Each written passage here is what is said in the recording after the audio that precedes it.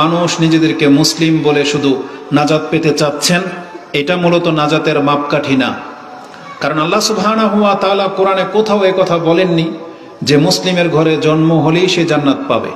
বরং আল্লাহ সুবহানাহু ওয়া তাআলা বলেছেন, যেই ব্যক্তি আমার প্রতি ঈমান আনবে এবং সৎ কাজ করবে, এই দুইটা যমজ ধরে নেন, বা একটা বডির দুইটা পার্ট, একটা হচ্ছে মস্তিষ্ক, একটা হচ্ছে কলব অন্তর, বা ধরে নেন একটা হচ্ছে রুহু, একটা হচ্ছে বডি। বডি এবং রুহু এই দুইটার কোনো একটা যদি মিসিং থাকে তাহলে এটা মানুষ বলা যায় না। আপনি বলবেন এটা মৃত লাশ যার রুহু নাই। আবার যেই রুহু এখন পর্যন্ত বডি পায় নাই, ওটা আলমে আরোহার মধ্যে রয়ে গেছে, রুহের জগতে রয়ে গেছে, তাকে অস্তিত্বে কেউ চিনে না। তো ঈমান এবং আমল এই দুইটা হচ্ছে ঠিক দেহ আর ওই রুহের মতো, দুইটা যদি জুড়ে যায় তাহলেই একটা মানুষ আকৃতিতে আসে বা পরিচয় লাভ করে। আজকে আমরা শুধুমাত্র মুখে বলতেছি মুসলিম, কিন্তু ঈমান এবং আমলে আমাদের অনেক বেশি ঘাটতি রয়েছে।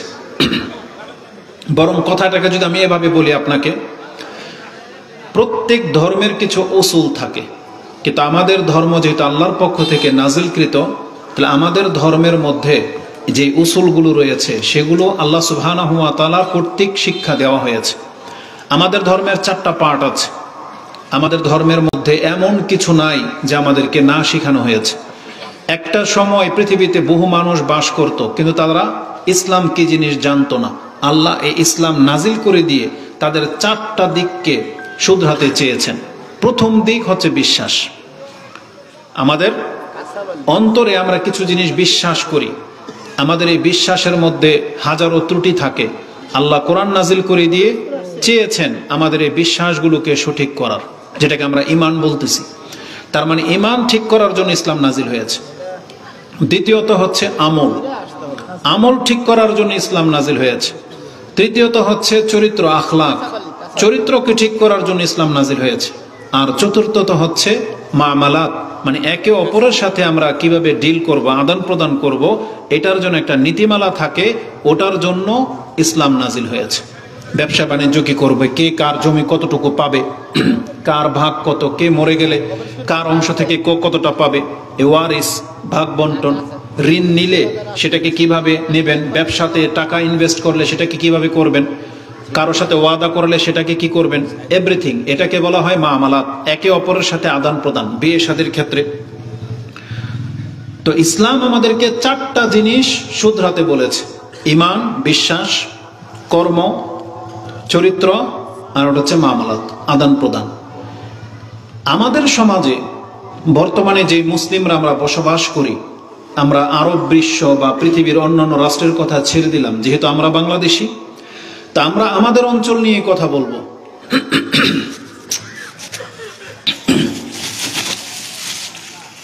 আমরা দেখবো যে আমাদের মধ্যে কোন সমস্যাগুলো আছে, সেগুলো আমরা শুধরাবো। বাংলার জমিনে যে কোনো প্রান্তে আপনি চলে যান, আপনি হাজার রকমের বিশ্বাসী মানুষ পাবেন। কেউ বলে আল্লাহ সুবহানাহু ওয়া তাআলা কেন্দ্রিক যদি আপনি এক একটা করে দিক নিয়ে আসেন, তাহলে দেখতে পাবেন আমাদের মাঝে সব রকমের মানুষ পাওয়া যায়। যদি বলেন আল্লাহ সুবহানাহু ওয়া তাআলার অস্তিত্ব নিয়ে, যে আল্লাহর সত্তাগত অস্তিত্ব আছে কিনা, যেটা আমরা আকার বলি, কেউ বলবে যে নাই, কেউ বলবে আছে। আল্লাহ সুবহানাহু ওয়া তাআলার অবস্থান নিয়ে যদি কথা বলি, যে আল্লাহ আছেন কোথায়, কেউ বলবে আল্লাহ সব জায়গায় আছেন, কেউ বলবেন আল্লাহ সুবহানাহু ওয়া তাআলা আরশে আজিমের উপরে আছেন, আবার কেউ বলে এটা কোন দিকে আছে বলাই যাবে না। এই ধরনের মানুষও আছে। যদি বলা হয় রাসূলুল্লাহ সাল্লাল্লাহু আলাইহি ওয়াসাল্লাম সম্পর্কে, তখন দেখতে পাবেন আপনি হাজারো মানুষ আছে যারা বিশ্বাস করে যে রাসূলুল্লাহ সাল্লাল্লাহু আলাইহি ওয়াসাল্লাম তিনি আদম সন্তান, মানুষদের মধ্য থেকে একজন রাসূল। আবার তার সম্পর্কে বাড়াবাড়ি যারা করে, তারা বলে যে রাসূল নূরের তৈরি। রাসূলুল্লাহ সাল্লাল্লাহু আলাইহি ওয়াসাল্লাম আকীদাগত যে বিষয়, রাসূলুল্লাহ সাল্লাল্লাহু আলাইহি ওয়াসাল্লাম এবং অন্যান্য কেউ, আমাদের দাবি বা একটা বিশ্বাস হলো যে আল্লাহ ছাড়া আর কেউ গায়েব জানে না। কিন্তু পৃথিবীতে এমনও বহু মানুষ আছে যারা মনে করে যে না, আমাদের রাসূলও গায়েব জানে এবং আল্লাহর ওলিরাও নাকি গায়েব জানে। এই আকীদার মানুষও পৃথিবীতে আছে। তার মানে আমি যেটা আপনাকে দেখাতে চেয়েছি, বিশ্বাসগত দিক থেকে আমরা বিভিন্ন প্রকৃতির মানুষ থাকতে পারি। যেমন আমাদের এক শ্রেণীর মানুষের বিশ্বাস হলো মাজার, যেগুলোতে আল্লাহর অলিরা আছে, এগুলো নাকি আল্লাহর অলি, এবং এগুলো মাজার, এগুলো নাকি অনেক গরম, এখানে বেয়াদবি করলে ক্ষতি হয়ে যায়। আর এই মাজারওয়ালার ক্ষমতা নাকি আছে যে আপনার কোনো উপকার করে দিতে পারে, এটাও এক ধরনের বিশ্বাস। তাহলে এইভাবে বিশ্বাসগত দিক হাজারো আছে, যেগুলোকে শুধরাতে হবে। কোরআন হাদিসের সাথে যেটা মিলে যায় এটা হবে সঠিক। এখন এটা কোন দলের বিশ্বাস ওটা আমরা দল মেনশন করব না, আমরা দেখব ব্যক্তি পর্যায়ে যে কার বিশ্বাসটা কোরআন এবং হাদিসের সাথে মিলে। যারটা মিলবে সে হক পথে আছে, সে কোন দলের এটা মুখ্য বিষয় না। দেখতে হবে যে আপনার আমার বিশ্বাসটা কোরআন সুন্নাহ মোতাবিক মিলে কিনা। এই জন্য আমাদের প্রত্যেককে কোরআন হাদিস চর্চা করতে হবে। আপনি নিজে পড়ে শিখেন অথবা শুনে বা কারো মাধ্যমে জেনে শিখেন, আপনাকে শিখতে হবে। এমন কোনো ব্যক্তি নাই যে আপনি ধর্ম শিখবেন না আর আল্লাহ আপনাকে এইভাবে ছেড়ে দেবেন, বিষয়টা এমন না। যেমন আপনারা প্রত্যেকেই জানেন, প্রশ্ন সাধারণত কাদেরকে করা হয়?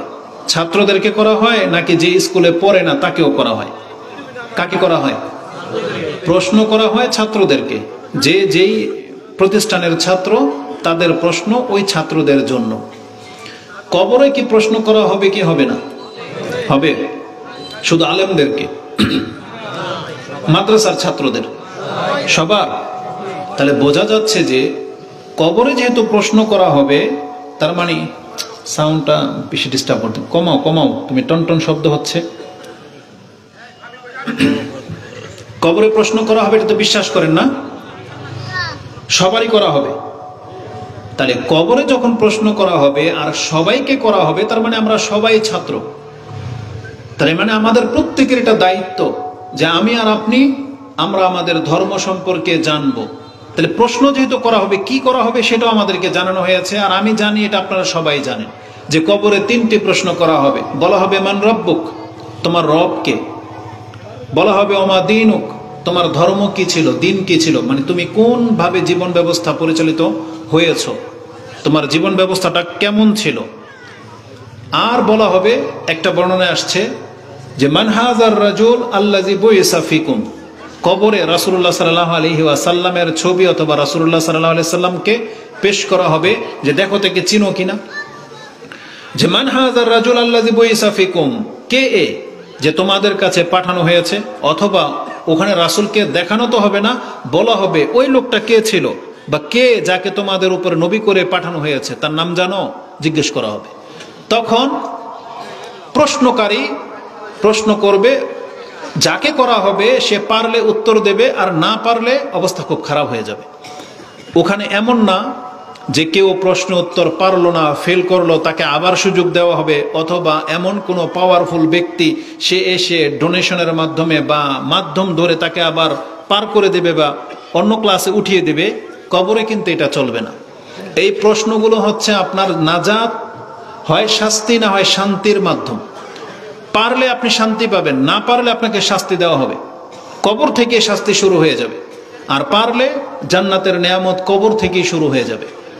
বলা হবে যে ফাফরিশুহু মিনাল জান্নাহ, আমার এই বান্দার জন্য জান্নাত থেকে বিছানা বিছিয়ে দেওয়া হোক এবং তার কবরটাকে জান্নাতের সাথে লিঙ্ক করে দেওয়া হোক এবং তাকে ঘুম পাড়িয়ে দেওয়া হবে, একবার শান্তির ঘুম, হাসরের মাঠে উঠানো পর্যন্ত। আর যে ব্যক্তি পারবে না, ওর জন্যে ওই কবরকে জাহান্নামের সাথে লিঙ্ক করে দেওয়া হবে। সকাল সন্ধ্যায়, যেমন ফেরাউন সম্পর্কে বলা হয়েছে, সকাল সন্ধ্যায় ফেরাউন এবং ফেরাউনের পুরো জাতির উপরে, ওই টিমের উপরে আগুন পেশ করা হয় এবং বলা হয় বিচারটা শুরু হলেই তাদেরকে এখানে যেতে হবে, এইভাবে ধমকানো হয়। তো এই যে কবরে যে প্রশ্ন করা হবে, একবার বেসিক জিনিস, এবং বলা হয়েছে যে কি প্রশ্ন করা হবে সেটারও সবারই জানা। আর কবরের প্রশ্ন যেহেতু সবটাই হচ্ছে ধর্মীয়, ধর্মকেন্দ্রিক, যে তোমার রব কে, তোমার ধর্ম দিন কি, আর তোমাদের নবী কে বা মুহাম্মদ সাল্লাল্লাহু আলাইহি সাল্লাম, তোমার এর সাথে পরিচয় কি, এটা জিজ্ঞেস করা হবে। আপনি যদি জ্ঞানী হন তাহলে আপনাকে এই প্রশ্নগুলোর দিকে খুব গভীরভাবে দৃষ্টি রাখতে হবে। আপনি যদি মুসলিম হন, আপনি যদি মুসলিম হন তাহলে এই কথার প্রতি আপনাকে বিশ্বাস আনতে হবে যে হ্যাঁ, কবর বলে একটা জায়গা আছে, সেখানে আমাদেরকে প্রশ্ন করা হবে, এটা আমরা মানি। মানেন তো সবাই নাকি না? তাহলে যেহেতু আমরা সবাই মেনে নিয়েছি, আমাদের এই বিশ্বাস আমাদের কি উপকার করলো, এটা হচ্ছে দেখার বিষয়। এটা কেমন বিশ্বাস? আপনি জানেন যে আমাকে কবরে প্রশ্ন করা হবে, এটা বিশ্বাস করে নিয়েছেন, আপনি দাবি করলেন। এবং প্রশ্ন হলো ধর্মীয় প্রশ্ন। কি প্রশ্ন? তোমার রবকে, তোমার দিন কি, আর তোমার নবীকে। অথচ আমাদের চরিত্র দেখেন, আজকে বাংলার জমিনের 90% আমাদের সন্তানগুলোকে আমরা পড়াই কেজি স্কুলে, ওখান থেকে ইংলিশ মিডিয়ামে নিয়ে মাস্টার্স কমপ্লিট করাচ্ছি, কেউ ডাক্তার, ইঞ্জিনিয়ার সবই বানিয়ে ফেলতেছি।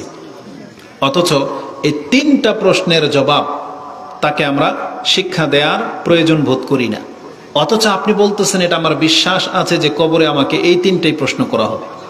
এটা কেমন বিশ্বাস আমাদের বলেন? মানে আমাদের বিশ্বাসের সাথে কর্মের কত তৎপরতা বা কর্মের কতটা বৈপরীত্যতা আপনি একটু লক্ষ্য করেন।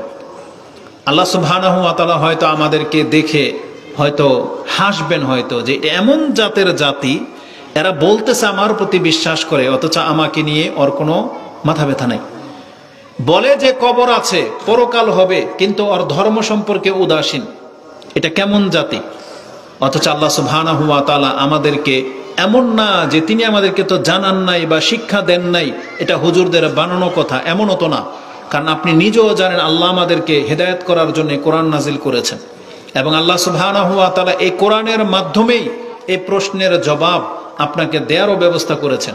তাহলে বলেই দিই এটা, যেহেতু ইমাম আবু দাউদ তিনি তার কিতাবের মধ্যে এই হাদিসটা এনেছেন, যেটা আপনি সুন্নতের অধ্যায় একেবারে শেষের দিকে হাদিস পেয়ে যাবেন যে কবরে 3টা প্রশ্ন করা হবে।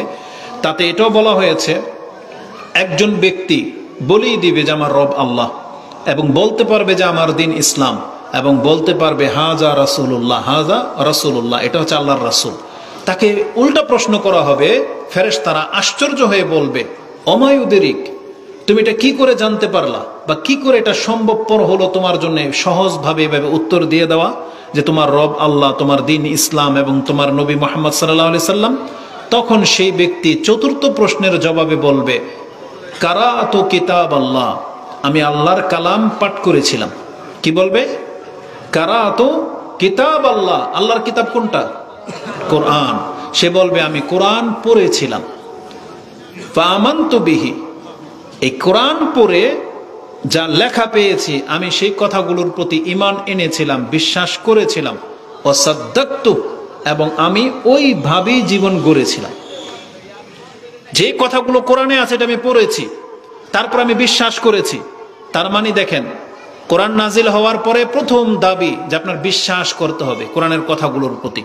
তার মানে ইসলাম আমাদের বিশ্বাসটাকে আগে ঠিক করেছে, যে তোমার আকীদাটাকে ঠিক করো, বিশ্বাসটাকে ঠিক করো, ঈমানকে ঠিক করো। তারপরে কি সে কি বলেছিল? বিশ্বাস করতাম, এতটাই যথেষ্ট?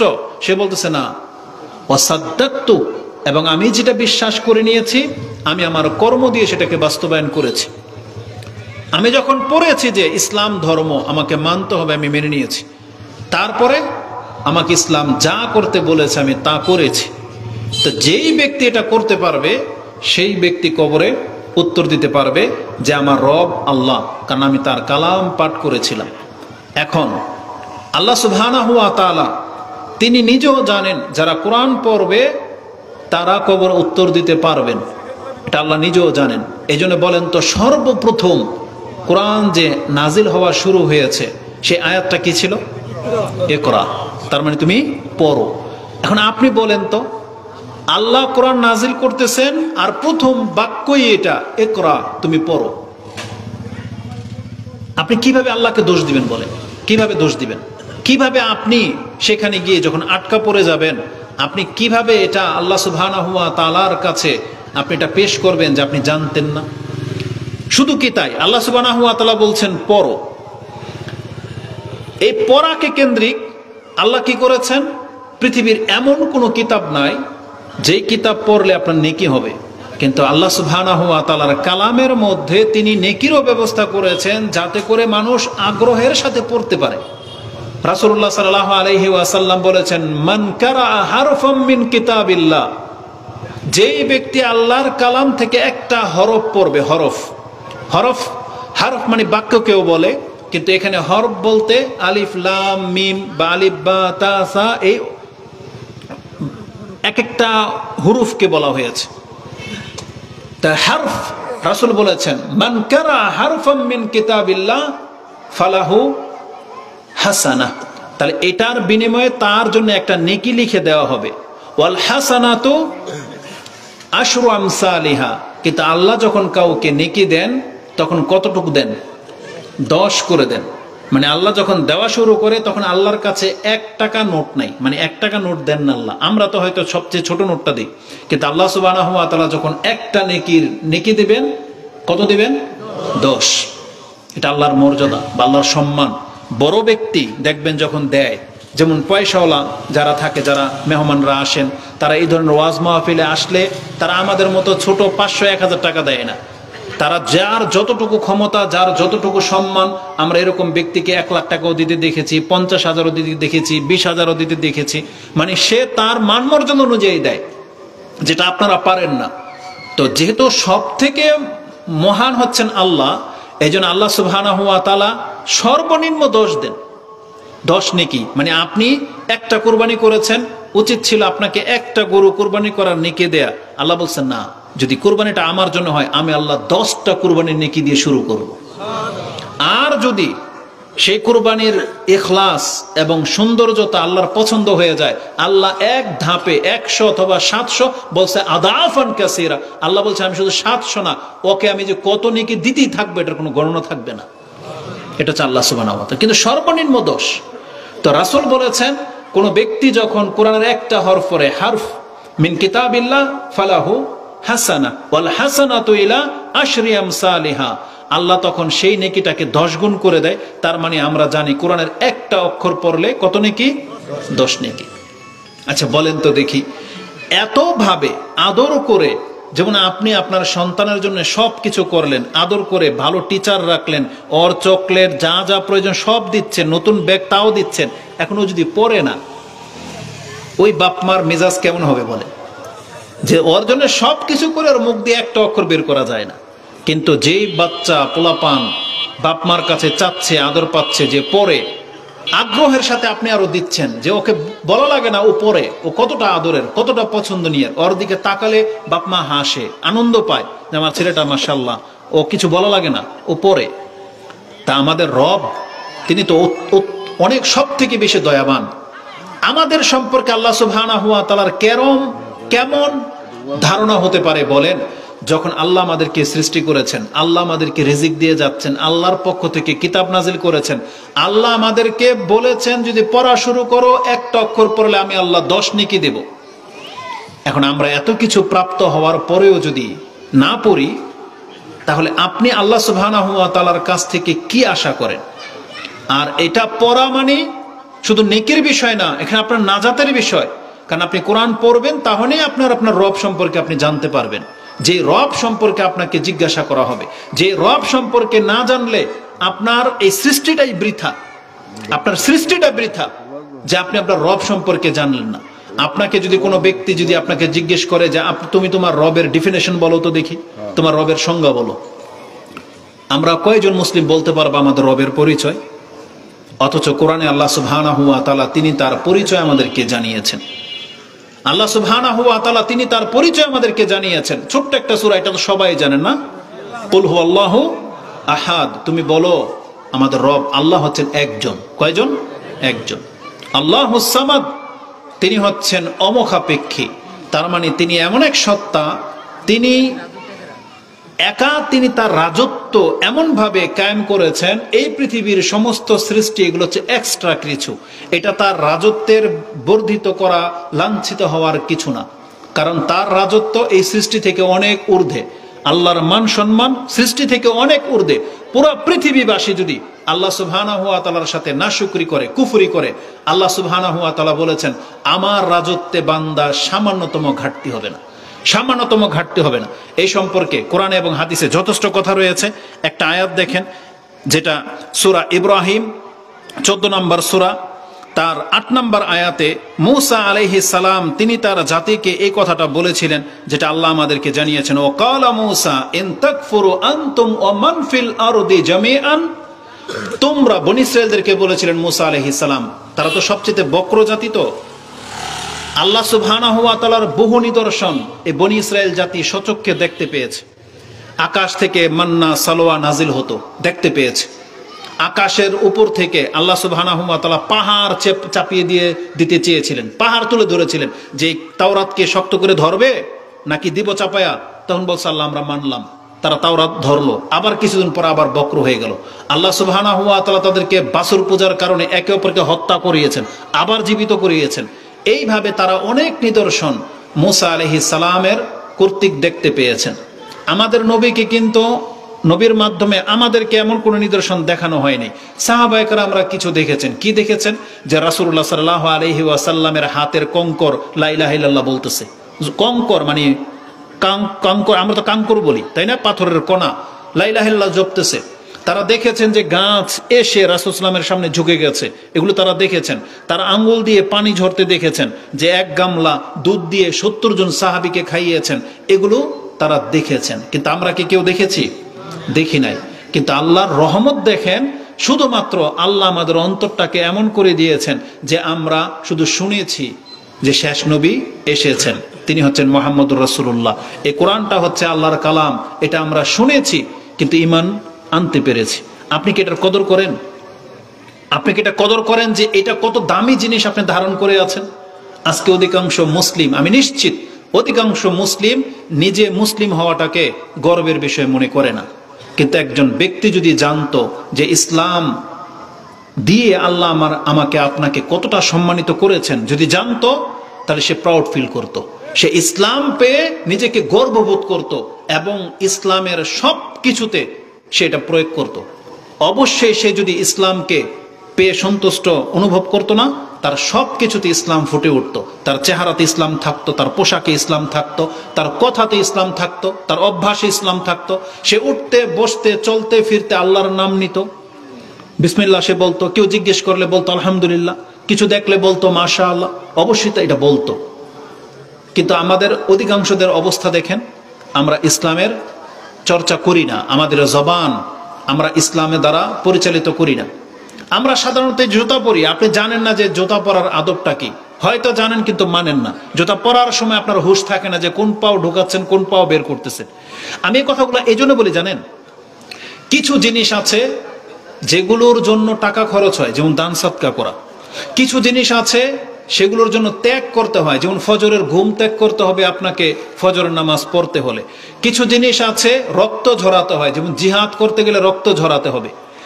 ইসলামের বহু কিছু আছে যেগুলো করতে গেলে আপনার মেহনত লাগবে, শ্রম লাগবে। যেমন কোরআন হাদিস পড়তে গেলে, চর্চা করতে গেলে আপনাকে অনেক সময় স্টাডি করতে হবে। কিন্তু এমনও কিছু জিনিস আছে যে জিনিসগুলো আপনি করতে বাধ্য। এটা শুধু হুজুররা করে না, আপনি নিজে করতে বাধ্য। সেটা কি? এমন কেউ আছেন যে বাথরুম করেন না? এমন কেউ আছেন এখানে যার বাথরুম প্রয়োজন হয় না? এমন কেউ আছেন? বাথরুম করার জন্য কি ধার্মিকতা জরুরি? তাহলে আমরা সবাই করি ন্যাচারালি, এটা প্রকৃতিগতভাবে আমরা সবাই এই কাজটা আমাদের করতে হয়। জুতা আমরা সবাই পরি, পোশাক আমরা সবাই পরি, খাবার আমরা সবাই খাই, ঘুম আমরা সবাই ঘুমাই।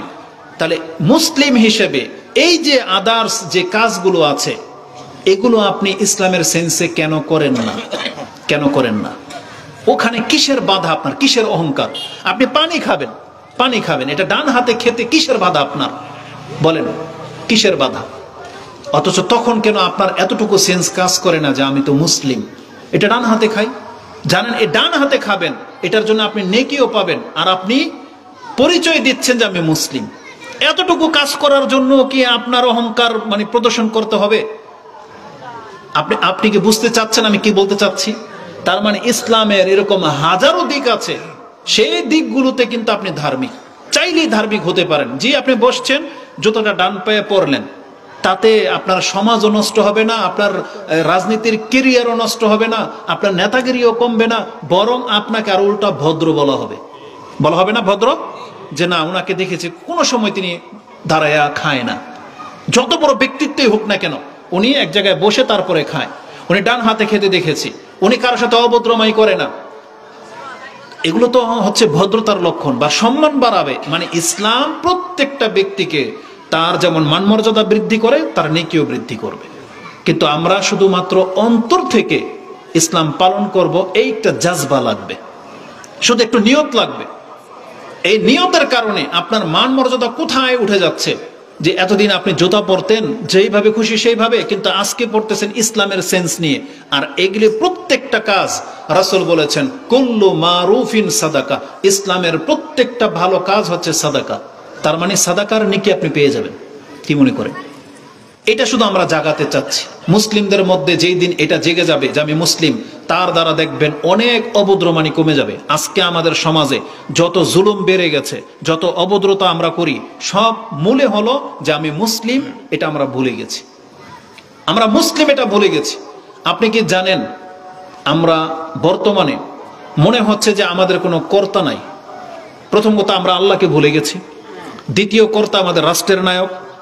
আমাদের এমন কোনো নেতা নাই আমাদের, যিনি আমাদের বাবার মতো ছায়া হয়ে থাকবে, এমন নাই বর্তমানে। দ্বিতীয়ত হচ্ছে যার বাবা আছে সে বাবাও দায়িত্বহীন, বাবা তার কোনো দায়িত্ব পালন করে না। বড় ভাই বড় ভাইয়ের মতো থাকে, শিক্ষকগুলো দায়িত্ব পালন করে না। মানে এক কথায় একটা ছেলে, একটা ছোট বাচ্চা, একটা মেয়ে, একটা যুবক সঠিক পথে থাকবে বা সোজা হয়ে চলবে, যে গাইডলাইনগুলো দরকার ছিল একটা গাইডলাইনের মধ্যেও পাওয়ার নাই। এক তো ও আল্লাহকে চিনে না, এই জন্য আল্লাহকে ভয় পায় না। তারপর পরে যাদের উচিত ছিল এটাকে শক্ত করে ধরা, রাষ্ট্রের নায়ক এটাও লড়বড়ে। তারপরে হয় রাষ্ট্রের নায়ক গোল্লায় যাক, কিন্তু যে বাবার দায়িত্ব ছিল ওকে ইসলাম বোঝানো, ইসলাম মানানো, সে বাবা হচ্ছে জন্ম দিয়ে শুধু ছেড়ে দিয়েছে। ও নিজে ধর্ম বোঝে না, ওর সন্তানকেও কি ধর্ম শিখাবে। তারপরে যে শিক্ষকদের কাছে আপনি দিয়েছেন, সেই শিক্ষক ওই লেভেলটা হয়ে গেছে এখন শুধুমাত্র জব, মানে চাকরি। শিক্ষকতা হয়ে গেছে একটা চাকরি। শিক্ষক যেখানে নিজে সিগারেট খায়, ও ওই সন্তানকে কি শিখাবে যে সিগারেট খাওয়া হালাল না হারাম?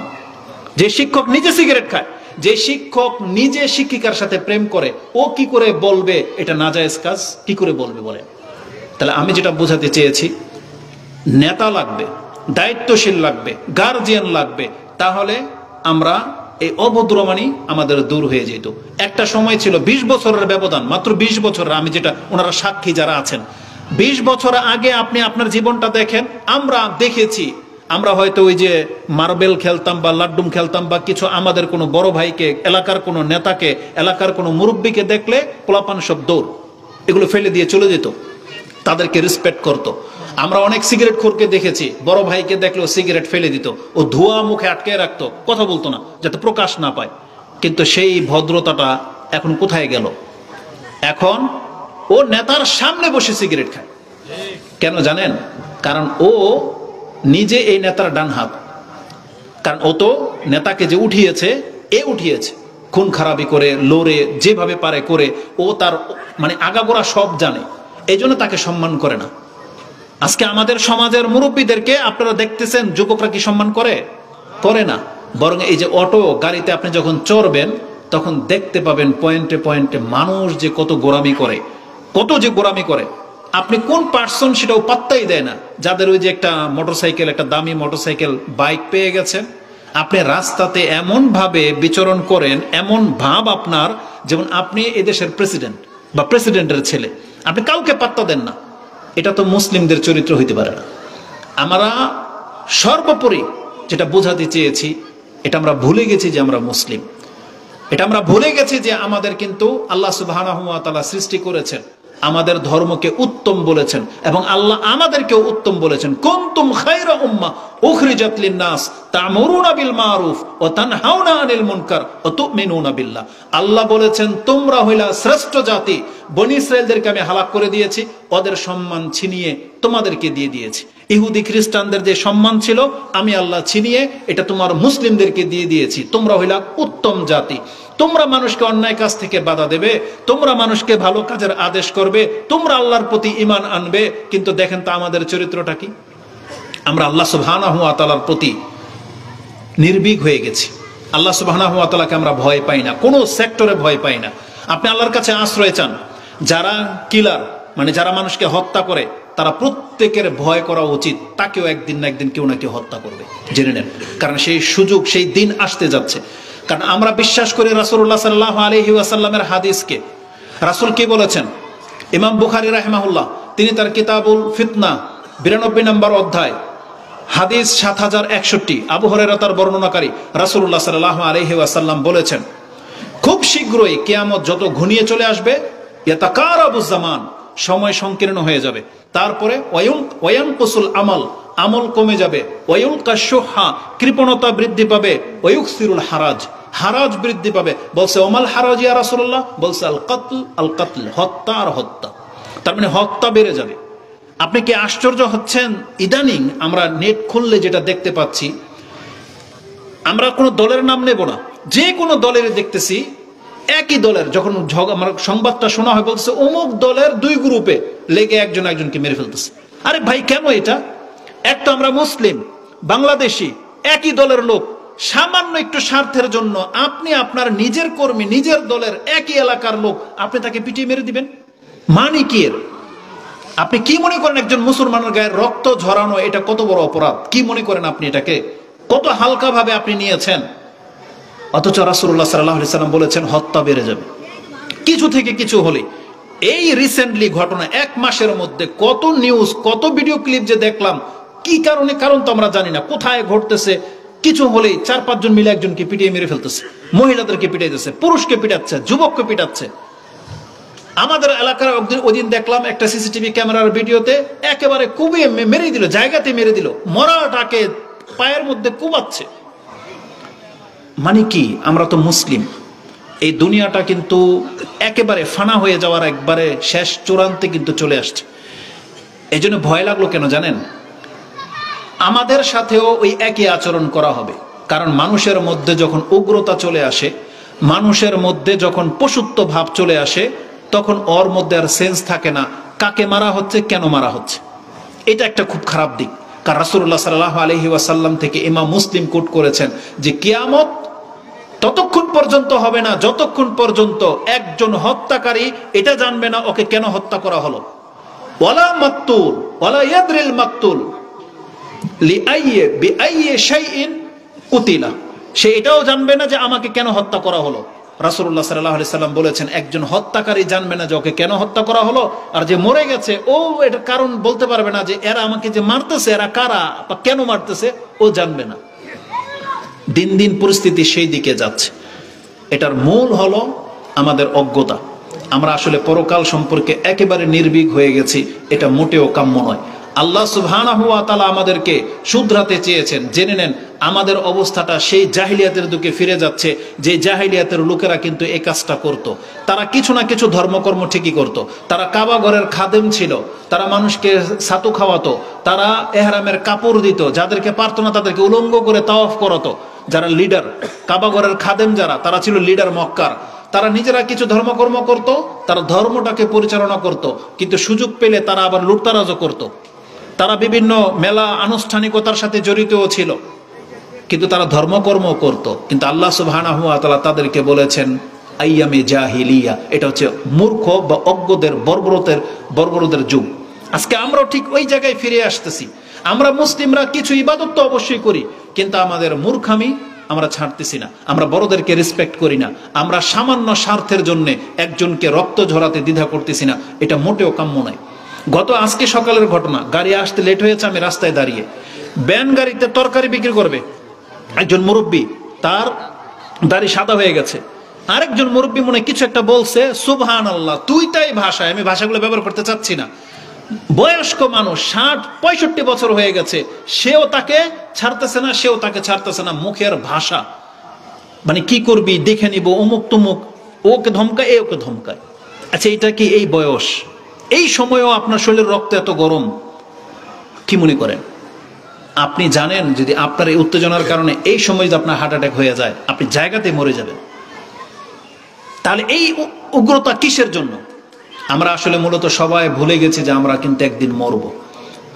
আমি আর আপনি যে মরব, আপনি যে আল্লাহর সামনে দাঁড়াবেন, এই পরিচয়টা কি হবে, কি রূপ নিয়ে দাঁড়াবেন, এটা শুধু আমি আপনাদেরকে স্মরণ করে দিতে চাচ্ছি। ওয়াজ তো জীবনে বহু শুনেছেন, আসলে আমাদের পরিবর্তন হওয়ার সময় এসেছে, আমাদেরকে পরিবর্তন হতে হবে। আমরা চাইলে পুরো বাংলাদেশটাকে ইসলাম দিয়ে পরিবর্তন করে দিতে পারবো না, আমরা সবাই ফেরেশতা হয়ে যেতে পারবো না, তবে অন্তত পক্ষে এতটুকু তো পারবো যে আপনার মধ্যে ইসলামের একটা চিন্তা জাগবে, এটা তো পারবে ইনশাআল্লাহ। আপনারা কি মনে করেন ফিল করবেন ইসলামকে? দেখেন, একজন মানুষের হাজার খারাপই থাকতে পারে, হাজার খারাপই থাকতে পারে, কিন্তু আপনি জেনে নেন, যদি আপনার পরিচয়টা মুসলিম হয়, আপনি যদি শুধু মুসলিম রূপ নিয়ে আল্লাহর সাথে সাক্ষাৎ করতে পারেন, আল্লাহ আপনাকে ক্ষমা করার জন্য দুনিয়া এবং পরকালে কি যে করেছে আমি আপনাকে কয়টা গুণে বলবো, কয়টা। একজন মুসলিমকে ক্ষমা করার জন্য আল্লাহ কি করেছেন? রাসূলুল্লাহ সাল্লাল্লাহু আলাইহি ওয়াসাল্লাম বলেছেন, মা মিন মুসলিমিন ইউসিবুহু আযান হাম্মিন গাম্মিন হুজনিন আও ইউশিকুহু আও শাওকাতিন ইউশিকুহা ফামা ফাওকাহা। আয়েশা রাদিয়াল্লাহু তাআলা আনহা এবং ইবনে জাবের রাদিয়াল্লাহু তাআলা আনহু, আবু হুরায়রা থেকে, বিভিন্ন সাহাবী থেকে এসেছে, রাসূল বলেছেন, এমন কোন মুসলিম নাই যেই মুসলিম যে কোনো পেরেশানিতে পতিত হোক এবং তার গায়ে যদি সামান্যতম কাটার খোঁচা লেগে যায়, ফামা ফাওকাহা, তার চাইতেও যদি হালকা কোনো আঘাত তার লাগে তার পেরেশানির কারণে, এমনকি আমি একটা বর্ণনা এটাও পড়েছি যে আপনি এই পকেটে টাকা রেখেছেন, কোন একটা বড় নোট ধরে রেখেছেন, ওই যে আপনি ব্যস্ততার মাঝে কখন যে এখান থেকে এনে এখানে রেখেছেন আপনি জানেন না, কিন্তু যখন প্রয়োজন পড়েছে, আপনি একটা কিছু নিয়েছেন বা প্রয়োজন হয়েছে, আপনি হাত দিয়ে দেখেন টাকাটা তো নাই, তখন কি একটু টেনশন হয় কিনা? কিন্তু আবার যখন এই হাতে পেলেন, পকেটে দেখলেন পেয়ে গেলেন, তখন এটা আপনার মনটা খুশি হয়ে যায়, তাই না? এই যে সামান্য সময়ের জন্য যে আপনার অন্তরে একটু আঘাত লাগলো, ব্যথা লাগলো, রাসূল বলেছেন এটার কারণে আপনার মর্যাদা বৃদ্ধি পাবে, একটা পাপ ঝরে যাবে। কি মনে করেন? এটা হচ্ছে ইসলাম। রাসূলুল্লাহ সাল্লাল্লাহু আলাইহি ওয়াসাল্লাম বলেছেন, একজন মুসলিমের মান মর্যাদা হলো, একজন মুসলিম যদি এই জমিনে একটা গাছ লাগায়, তার গাছ থেকে যত ফসল হবে, ফল হবে, হোক সে গাছ লাগাবে অথবা শস্য ক্ষেত করবে, তার হাতের লাগানো গাছ থেকে যদি ফল হয়, সেটা যদি কোনো মানুষ খায়, ইয়াকুলু মিনহু ইনসানুন ওয়ালা দাব্বাতুন ওয়ালা তায়রুন, যদি কোনো পাখিও খায়, কোনো পশু পাখিও খায়, যদি কোনোটা ঝরে পড়ে যায়, যদি চুরি হয়ে যায়, রাসূলুল্লাহ সাল্লাল্লাহু আলাইহি ওয়াসাল্লাম বলেছেন, আল্লাহ সুবহানাহু ওয়া তাআলা তার হাতে গাছ লাগানোর কারণে যত ফল ঝরেছে, দেখেন বিচিটাও আল্লাহর, জমিনটাও আল্লাহর, গাছ বড় করেও আল্লাহ, ফল দেয় কে? সবকিছু আল্লাহ করে, শুধু খালি আপনি আল্লাহর বিচিটা আল্লাহর জমিনে খালি রাখবেন, এটা আপনার হাত দিয়ে রাখার কারণে আল্লাহ আপনাকে এতটা সম্মান দিতে চেয়েছেন যে ওই গাছের যত ফল হবে সব ফলের বিনিময়ে আপনার আমলনামার মধ্যে সাদাকার নেকি লিখে দেওয়া হবে। এটা একটা মুসলিমের মর্যাদা। কারণ রাসূলুল্লাহ সাল্লাল্লাহু আলাইহি ওয়াসাল্লাম এই ভাষা ব্যবহার করেছেন, যেটা কিতাবুল বিররি ওয়াস সিলা 46 নম্বর অধ্যায়ে মুসলিমে আপনি পেয়ে যাবেন যে রাসূলুল্লাহ সাল্লাল্লাহু আলাইহি ওয়াসাল্লাম উম্মে মাবাদ রাদিয়াল্লাহু তাআলা আনহার একটা খেজুরের বাগানের পাশ দিয়ে যাচ্ছিলেন। দাখালা রাসূলুল্লাহ সাল্লাল্লাহু আলাইহি ওয়াসাল্লাম উম্মে মাবাদিন হায়াতিন, তিনি খেজুরের গাছ দেখে জিজ্ঞেস করলেন বা করেছেন, মান গারাসা হাযান নাখলা, এই খেজুর গাছগুলো কে লাগিয়েছেন? আম মুসলিমুন আম কাফির, এই গাছগুলো কি মুসলিম লাগিয়েছে না কাফের লাগিয়েছে? তার মানে রাসূলুল্লাহ সাল্লাল্লাহু আলাইহি ওয়াসাল্লাম তিনি এটা বোঝাতে চেয়েছেন, একজন মুসলিমের মান এই জমিনে যখন সে হাঁটে তখন তার মর্যাদা একরকম আর কাফেরদের মর্যাদা আরেক রকম। একজন মুসলিম আল্লাহ সুবহানাহু ওয়া তাআলার কাছে অনেক সম্মানিত। একজন মুসলিমকে ক্ষমা করার জন্য আল্লাহ যে বললাম প্রত্যেকটা বিপদ আপদে তার গুনাহ খাতা মাফ করে দেওয়ার ব্যবস্থা রেখেছেন। ওযুর পানি আপনার কাছে বিরক্তকর মনে হয়, অথচ এই হাদিস তো অবশ্যই জানেন, ওযু করলে কি পাপ ঝরে কিনা? পাপ ঝরে। তাহলে ব্যবস্থা কে করলো? আল্লাহ করলো। রাসূলুল্লাহ সাল্লাল্লাহু আলাইহি ওয়াসাল্লাম একটা মরা গাছের সামনে দাঁড়ালেন, একটা গাছের ঢালকে ধরে ঝাঁকি দিলেন, পাতাগুলো ঝরে পড়ে গেল। জিজ্ঞেস করলেন, তুমি জিজ্ঞেস করলে না এটা আমি কেন করলাম? তো বলছে, লিমা তাসনা হাযা ইয়া রাসূলুল্লাহ, এটা আপনি কেন করলেন? তখন রাসূলুল্লাহ সাল্লাল্লাহু আলাইহি ওয়াসাল্লাম বললেন, এই গাছের পাতাকে ঝাঁকি দেওয়ার কারণে যতগুলো পাতা এভাবে ঝরে গেছে, একজন ব্যক্তি যদি সালাত আদায় করে, তার ওযু করে উত্তম রূপে ওযু করে যদি সালাতে দাঁড়িয়ে যায়, তার এই সালাত তার পাপগুলোকে এইভাবে ঝরিয়ে দেয়। তার মানে আল্লাহ সুবহানাহু ওয়া তাআলা আমাদেরকে ক্ষমা করার জন্যই ব্যবস্থা করেছেন, কিন্তু আমরা মুসলিমরা আল্লাহ সুবহানাহু ওয়া তাআলার সেই অফারগুলো নিতে চাচ্ছি না। কারণ আমরা নিজেকে মুসলিম পরিচয় দিতে দ্বিধাবোধ করি, ওই যে বললাম আমাদের চেহারাতে মুসলিমত্ব নাই, আমাদের জবানে মুসলিমত্ব নাই, ইসলামের ভাষা নাই, আমাদের টার্মগুলোকে আমরা ইসলামের টার্ম ব্যবহার করি না, বরং ইসলামের বিধানকে অনেক সময় আপনি নেগলেটি ভাষায় কথা বলেন এবং আপনি এটাকে বর্বরতা মনে করেন, অথচ আপনি ইসলামের কিছু বিধান আছে যেটা আপনি মানতে পারেন না, আপনি সেখানে অপারগতা পোষণ করেন, কিন্তু আপনার এর খেলাফ কেন কথা বলেন? দাড়ি নিয়ে, টুপি নিয়ে, পর্দা নিয়ে, আল্লাহ সুবহানাহু ওয়া তাআলার আইন নিয়ে, বিচার ব্যবস্থা নিয়ে অবশ্যই কোনো ব্যক্তির বিরূপ মন্তব্য করা মোটেও শোভা পায় না, মোটেও শোভা পায় না, কারণ তাতে তার ঈমানই চলে যাবে। এতটা মারাত্মক সিচুয়েশন, কিন্তু আমরা লাগামহীন মানে নিজের মতো করে যা খুশি তা জীবনযাপন করতেছি, এটা মোটেও কাম্য নয়। কোরআনে আল্লাহ সুবহানাহু ওয়া তাআলা বলেছেন, প্রত্যেকটা ব্যক্তি, যেই ব্যক্তির অন্তরটা ইসলামের জন্য খুলে দেওয়া হয়েছে, সে নিশ্চয়ই ওই ব্যক্তির মতো না যেই ব্যক্তির অন্তরটা শক্ত। কোরআনে আল্লাহ সুবহানাহু ওয়া তাআলা সূরা জুমার 39 নম্বর সূরার 22 নম্বর আয়াতে, তো আপনারা কি আমার ভাষা বোঝেন? তো কোরআনে আল্লাহ সুবহানাহু ওয়া তাআলা আমাদেরকে জানিয়েছেন সূরা জুমার 39 নম্বর সূরার 22 নম্বর আয়াতে, কোরআনে আল্লাহ সুবহানাহু ওয়া তাআলা বলেছেন, আফামান শারাহাল্লাহু সাদরাহু লিল ইসলাম ফাহুয়া আলা নূরিম মির রাব্বিহি ফাওয়াইলুল লিল কাসিয়াতি কুলুবুহুম মিন যিকরিল্লাহ। জি জি জি জি জি, অবশ্যই, এই জন্য তো আমি ইঙ্গিত দিলাম যাতে করে যেহেতু বুঝতে পারতেছি, হয়তো আপনি জি দোয়া রেখেন। ধন্যবাদ আপনি আসার জন্য।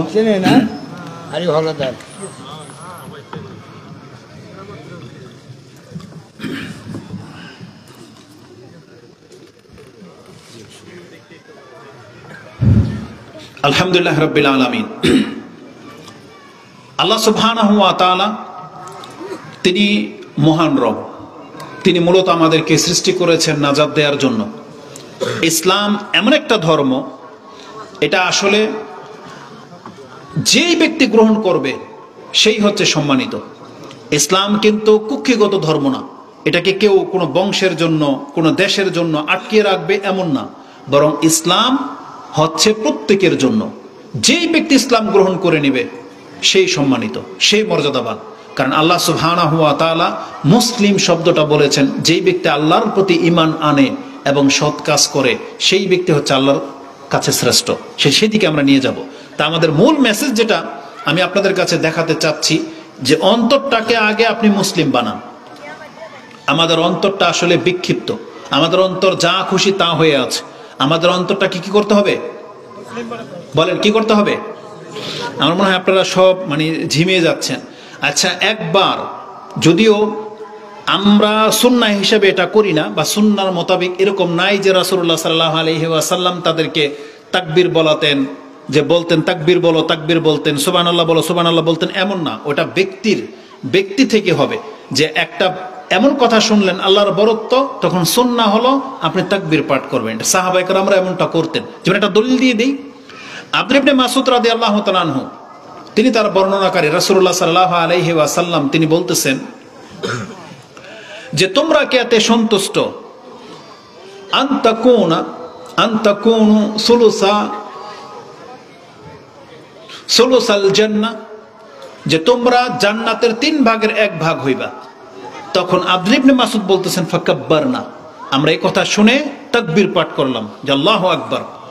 কারণ আল্লাহ কত মহান, যে আমাদেরকে তিনি জান্নাতের একটা অংশ দেওয়ার ঘোষণা করে দিয়েছেন। আপনি আর আমি হয়তো শুধু এটা দেখবো যে আমাদেরকে এক অংশ দেওয়া হয়েছে, কিন্তু তিনি যে তাকবীর বলেছিলেন ওটা ওই এক অংশের ভিত্তিতে না। আমাদের মধ্যে এখানে যারা আছি, যদি বলা হয় যে আমি আল্লাহ তোমাদেরকে জান্নাতুল ফেরদৌস দেব, এটা যদি ঘোষণা হয়ে যায়, আপনি কি জান্নাতুল ফেরদৌসের কথা শুনে খুশি হবেন, নাকি আপনার নামটা যে জান্নাতের লিস্টে উঠে গেল এটার জন্য খুশি হবেন? বলেন কোনটা? প্রথম। আরে জান্নাতুল ফেরদৌস যদি আল্লাহ দিয়ে দেয়, এটা তো আল্লাহর অনুগ্রহ, তাই না? আমার নাম যে জান্নাতের মধ্যে উঠে গেছে, এটাই তো আমার জন্য অনেক কিছু, তাই না? তিনি এটা ফিল করে বলছেন কাব্বার, আমরা তাকবীর পাঠ করেছি। তখন রাসূলুল্লাহ সাল্লাল্লাহু আলাইহি সাল্লাম বলেছেন, আমি আল্লাহর কাছে এটা আশা করি আনতাকুনু নিসফে আহলিল জান্নাহ বা শাতরা আহলিল জান্নাহ, যে আমার উম্মত জান্নাতের অর্ধেকটার মালিক হবে। মানে সমস্ত নবীদের উম্মতকে মিলে ধরেন, এই যে প্যান্ডেলটাই ধরে নেন, এই অর্ধেককে দেওয়া হবে সমস্ত নবীদের উম্মতকে, আর বাকি অর্ধেকটা শুধুমাত্র এই যুগের উম্মতে মুহাম্মাদের জন্য বরাদ্দ করে রাখা হয়েছে। তার মানে আমাদের জান্নাতে অংশ কত বেশি হবে একবার কি আপনি ভাবতে পারেন? ধরে নেন আদম আলাইহিস সালাম থেকে নিয়ে ঈসা আলাইহিস সালাম পর্যন্ত যত মুসলিম জান্নাতে যাবে, ওই সমান সমান ধরেন আমরাও এত সংখ্যায় জান্নাতে যাব। ধরেন ওনারা 100 জন, আমরা 100 জন, কিন্তু ওনাদের 100 জনকে দেওয়া হবে অর্ধেক, আর আমাদের 100 জনকে দেওয়া হবে কত? অর্ধেক। আর তাদের সংখ্যা যেমন ধরে নেন, যেমন আপনার বাবার 5 ভাই বা 5 সন্তান, ওনার যা সম্পত্তি ওনারা পাবে 5 ভাই মিলে। আর যদি এই ঘরের আরেক ব্যক্তির যদি মাত্র একটা সন্তান থাকে, তার মানে ওর বাবার কতটুকু পাবে? ও পুরোটাই। বা 2 ভাই থাকলে অর্ধেক অর্ধেক পাবে। তার মানে তাদের চেয়ে বেশি কিনা? যার 5 জন সন্তান 10% জায়গা থাকলে 2% করে পাবে। আর যার সন্তান একটা কি দুইটা, ও কত পাবে? 1 জন থাকলে পুরো 10, আর 2 জন থাকলে 5। তার মানে জান্নাতকে 2 ভাগ করা হবে। ধরে নেন সমস্ত নবীর উম্মাহ মিলে পাবে অর্ধেক। তারা যা পাবে আমরা তাদের চাইতে কত শতগুণ যে বেশি পাবো, এটার আপনি কোনো কল্পনাই করতে পারবেন না। আর এর বর্ণনা কোরআন হাদিসে রয়েছে। রাসূলুল্লাহ সাল্লাল্লাহু আলাইহি ওয়াসাল্লাম, ইমাম বুখারী রাহিমাহুল্লাহ সে হাদিস কোট করেছেন যে রাসূল বলেছেন, ইন্না ফিল জান্নাতি মিয়াতা দারাজা আ'আদ্দাল্লাহু লিল মুজাহিদিনা ফি সাবিলিল্লাহ কুল্লু দারাজাতাইনি কাবাইনাস সামাই ওয়াল আরদ। আল্লাহ সুবহানাহু ওয়া তাআলা এমন 100টা জান্নাতকে প্রস্তুত করে রেখেছেন একজন মুজাহিদের জন্য, যে একটা জান্নাতের প্রশস্ততা হলো এই জমিন থেকে আকাশ যত দূরে, একটা জান্নাতের প্রশস্ততা হতো এত বড়। এই রকমের কয়টা জান্নাত? 100টা জান্নাত। কাকে দেওয়া হবে? একজন মুজাহিদকে। কাকে? মুজাহিদকে, একজন শহীদকে না, কিন্তু মুজাহিদকে। যেই ব্যক্তি আল্লাহর রাস্তায় কোনো না কোনো জিহাদে অংশ নিয়েছে, এই ব্যক্তি মরুক আর বাঁচুক, এর জিহাদে অংশ নেওয়ার কারণে বরাদ্দ হয়ে গেছে, আল্লাহকে 100টা জান্নাত দেবে। আর 100টা জান্নাত হচ্ছে 100টা পৃথিবীর সমান। 100টা পৃথিবীর সমান। আপনি কি মনে করেন? আর সর্বনিম্ন সর্বশেষ যেই ব্যক্তি জান্নাতে যাবে, আল্লাহ তাকে কতটা দেবে? 10টা পৃথিবীর সমান। চিন্তা করা যায়? আরে 10টা বাংলাদেশও না, 10টা পৃথিবীর সমান। তার মানে উম্মতে মুহাম্মাদের মুসলিম যারা হবে সর্বদরিদ্র, তাদেরকে আল্লাহ সুবহানাহু ওয়া তাআলা 10টা পৃথিবীর জান্নাতের মালিক করে দিবেন। আমরা সেই সত্তার বরত্ব প্রশংসা করি। আমরা একবার তাকবীর বলি, তাকবীর, লিল্লাহি তাকবীর, আল্লাহু আকবার। আমাদের বাংলাদেশে তাকবীর বললে বোঝে না, আবার লিল্লাহি তাকবীর বললে বোঝে। এই জন্য দুইটাই বললাম। কেন জানেন? তাকবীর মানি হলে আল্লাহু আকবার বলা। মানে আপনি যদি বলা হয় তাকবীর বলো, ওই যে বাংলাতে আবার বলো শব্দটা বলতে হয়, কিন্তু আরবিতে যদি বলা হয় তাকবীর, তাকবীর মানি ওরা বোঝে যে আমার আগে এখন তাকবীর পাঠ করতে হবে। যেমন কোরআনে আল্লাহ সুবহানাহু ওয়া তাআলা সূরা বনী ইসরাইলের সর্বশেষ আয়াত, যেটা 111 নম্বর আয়াতে আল্লাহ সুবহানাহু ওয়া তাআলা বলেছেন যে আল্লাহ সুবহানাহু ওয়া তাআলা ওয়াকুলিল হামদুলিল্লাহ, তোমরা আল্লাহর প্রশংসা করো, আল্লাযী লাম ইয়াত্তাখিয ওয়ালাদান ওয়া লাম ইয়াকুল লাহু শারীকুন ফিল মুলক ওয়া লাম ইয়াকুল লাহু ওয়ালিয়্যুম মিনায-যুল ওয়া কাব্বিরহু তাকবীরা। তোমরা তার বরত্ব ঘোষণা করো কিসের মাধ্যমে? তাকবীরের মাধ্যমে। তো তাকবীর মানে হলো আল্লাহু আকবার। তাকবীর মানে কি? আল্লাহু আকবার। আল্লাহ সুবহানাহু ওয়া তাআলা আমাদেরকে যে মেসেজটা দিয়েছেন কোরআন এবং হাদিসে, সেটা হচ্ছে আমাদেরকে ইসলাম পালন করতে হবে, ইসলাম মানতে হবে। যে জাজবাটা ছিল আসলে ওই আচরণের কারণে ওই সাইডটাই মানে আমার বিগড়ে গেছে। তো আল্লাহ সুবহানাহু ওয়া তাআলা হেফাজত করুক আমাদেরকে। তো কথা হচ্ছে যে আমাদের মূল মেসেজ দেখেন, আমরা যেহেতু আম পাবলিক সাধারণ মানুষ, আমাদের কল্যাণ কিসে আছে আপনাকে শুধু এটা দেখতে হবে। আমি আর আপনি চাইলেই বাংলার জমিনে একটা বিপ্লব ঘটিয়ে দিতে পারবো না, কিন্তু আমি, আপনার এবং আমরা তো নিজেদের বিপ্লব ঘটাইতে পারি না কিনা। এই জন্য আমাদেরকে নিজের বিপ্লব আগে ঘটাইতে হবে। কারণ আল্লাহ সুবহানাহু ওয়া তাআলা কিয়ামতের মাঠে বিচার নেবেন পার্সন, একা একা। প্রত্যেক ব্যক্তি সেখানে আল্লাহর কাছে আল্লাহর গোলাম হয়ে উঠবে, সেখানে আর কোনো পরিচয় কারো থাকবে না। এবং প্রত্যেক ব্যক্তিকে আল্লাহ সুবহানাহু ওয়া তাআলা এককভাবে হিসাব নেবেন, এককভাবে। সেখানে কেউ কাউকে সাহায্য করার জন্য এগিয়ে আসবে না। এজন্য আমাদের প্রত্যেকের উচিত আগে নিজে শুধরাই। এখানে যতগুলো মানুষ আসছে, নিশ্চয়ই এখানে প্রত্যেকটা পুরুষ, প্রত্যেকটা পরিবারের কোনো না কেউ না কর্তা, তাই না? কেউ আছেন হয়তো সন্তান নিয়ে আসছেন, কিন্তু কেউ, আমরা এখানে যতজন পুরুষ আছি আমরা অবশ্যই কেউ না কেউ পরিবারের কর্তা। তাহলে আমি আর আপনি শুধরানো মানে কি? আমার পরিবারকে ঠিক করার একটা মেশিন, পরিবারকে ঠিক করার একজন দায়িত্বশীল। এজন্য আমাদেরকে আগে ঠিক হতে হবে।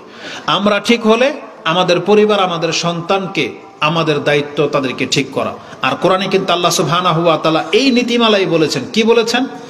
যেটা আপনি সূরা তাহরিমের মধ্যে পেয়ে যাবেন। আল্লাহ সুবহানাহু ওয়া তাআলা বলেছেন যে ইয়া আইয়ুহাল্লাযীনা আমানু কু আনফুসাকুম ওয়া আহলিকুম নারা।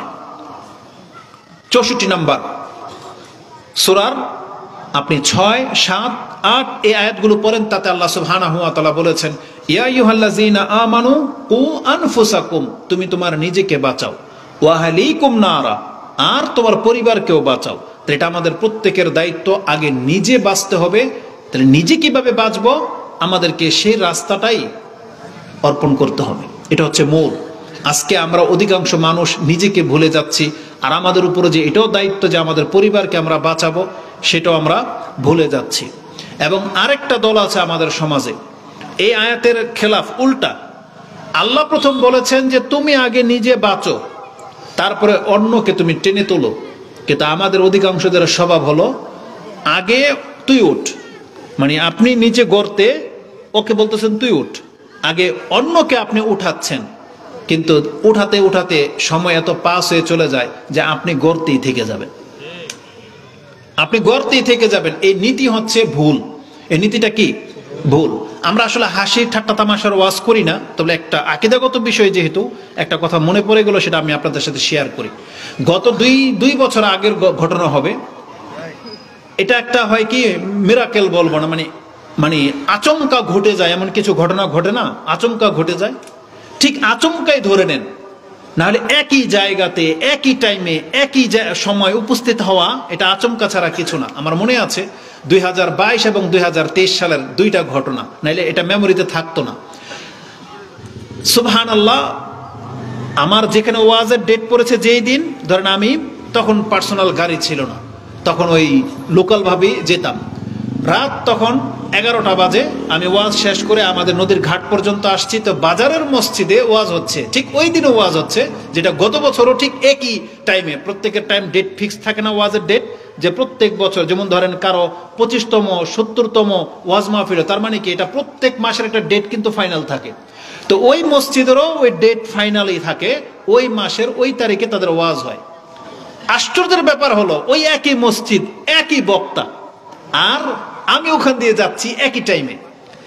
যেটা গত বছর শুনেছিলাম সেই একই কথা তিনি বলতেছে, সম্ভবত নিজামুদ্দিন আউলিয়া অথবা খাজা মঈনুদ্দিন চিশতি, নিজামুদ্দিন আউলিয়ার কথাটাই আছে সম্ভবত।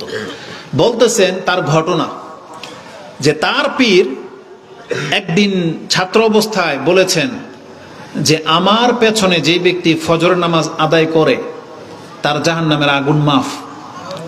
বুঝেন? আর নাউজুবিল্লাহ পরে করে, আগে শোনেন না, মজার ঘটনা তো। এটা ওস্তাদ শিক্ষা দেওয়ার জন্য হয়তো বলেছে, যেইভাবে তারা বয়ান করলো আর কি, মানে ওস্তাদ শিক্ষা দেওয়ার জন্য বলেছে আমার ছাত্রদের মধ্যে কে সততা, মানে সততা রাখে, সেটাকে প্রুফ করার জন্য বলছে তোমরা শুনে রাখো একটা কথা, আমার পেছনে যারা ফজর পড়ে জামাতে, তাদের কবর আযাব মাফ। এ কথা কিন্তু খবরদার কাউরে কিন্তু কইবা না, ছাত্রদেরকে বলছে, কেউ যেন কথা বাইরে গিয়ে লিক না করে। কিন্তু নিজামুদ্দিন আউলিয়া উনি ছিলেন ওই ছাত্রদের মধ্যে একজন। উনি টেনশনে পড়ে গেলেন যে আমার উস্তাদের পেছনে যদি কেউ ফজরের নামাজ আদায় করে, তা তার পাপ যেহেতু মাপ, বা জাহান্নামের শাস্তি যেহেতু মাপ, তাহলে এমনটা কেমন হয় যদি সবাইকে তার পেছনে ফরজ নামাজ পড়ানো যায়, ফজরের নামাজ কেমন হয়? কিন্তু তিনি তো নিষেধ করছে কাউকে বলতে, তাহলে তা আমি জাহান্নামে চলে যাব। তখন তিনি নিজের জাহান্নামের কথা পরোয়া করলেন না, তিনি গিয়ে বাজারে সবার কাছে বলে দিলেন যে আমাদের শিক্ষক বলেছে যে আমার পেছনে যেই ব্যক্তি ফজরের নামাজ জামাতে পড়বে তার কবর আযাব মাফ, মানে বাজা তাকে আগুনে জ্বলতে হবে না। এই কথা শোনার পর আরো কিছু মানে মাতাব্বর টাইপের কেউ থাকে না, বলছে এই কথা বলছে, চল গিয়ে ধরি। তাই একবারে তিনি পুরা গ্রাম একাকার করে ফেলছে যে এই হুজুর নাকি কথা বলছে, চলো গিয়ে তার কাছ থেকে গিয়ে জবাব চাবো। তো একদিন রাত ভোরে মানুষ জড়ো হতে আছে, কিন্তু গেট আর খোলা হয় না। তো সবাই এসে হুজুরকে যেহেতু ধরবে, আর হুজুর যেহেতু ফজর নামাজে আসে, তো এই জন্য তারা অপেক্ষমান। তখন তিনি হুজুর যখন আসছে, তখন দেখলো হাজারো মানুষ তার মাদ্রাসার গেটের বাইরে। কি কারণ? কোনো কারণ নাই। তো বলছে ঠিক আছে, কথা পরে হবে, ফজর ওয়াক্ত যেহেতু হয়ে গেছে, চলো আগে নামাজ পড়ি।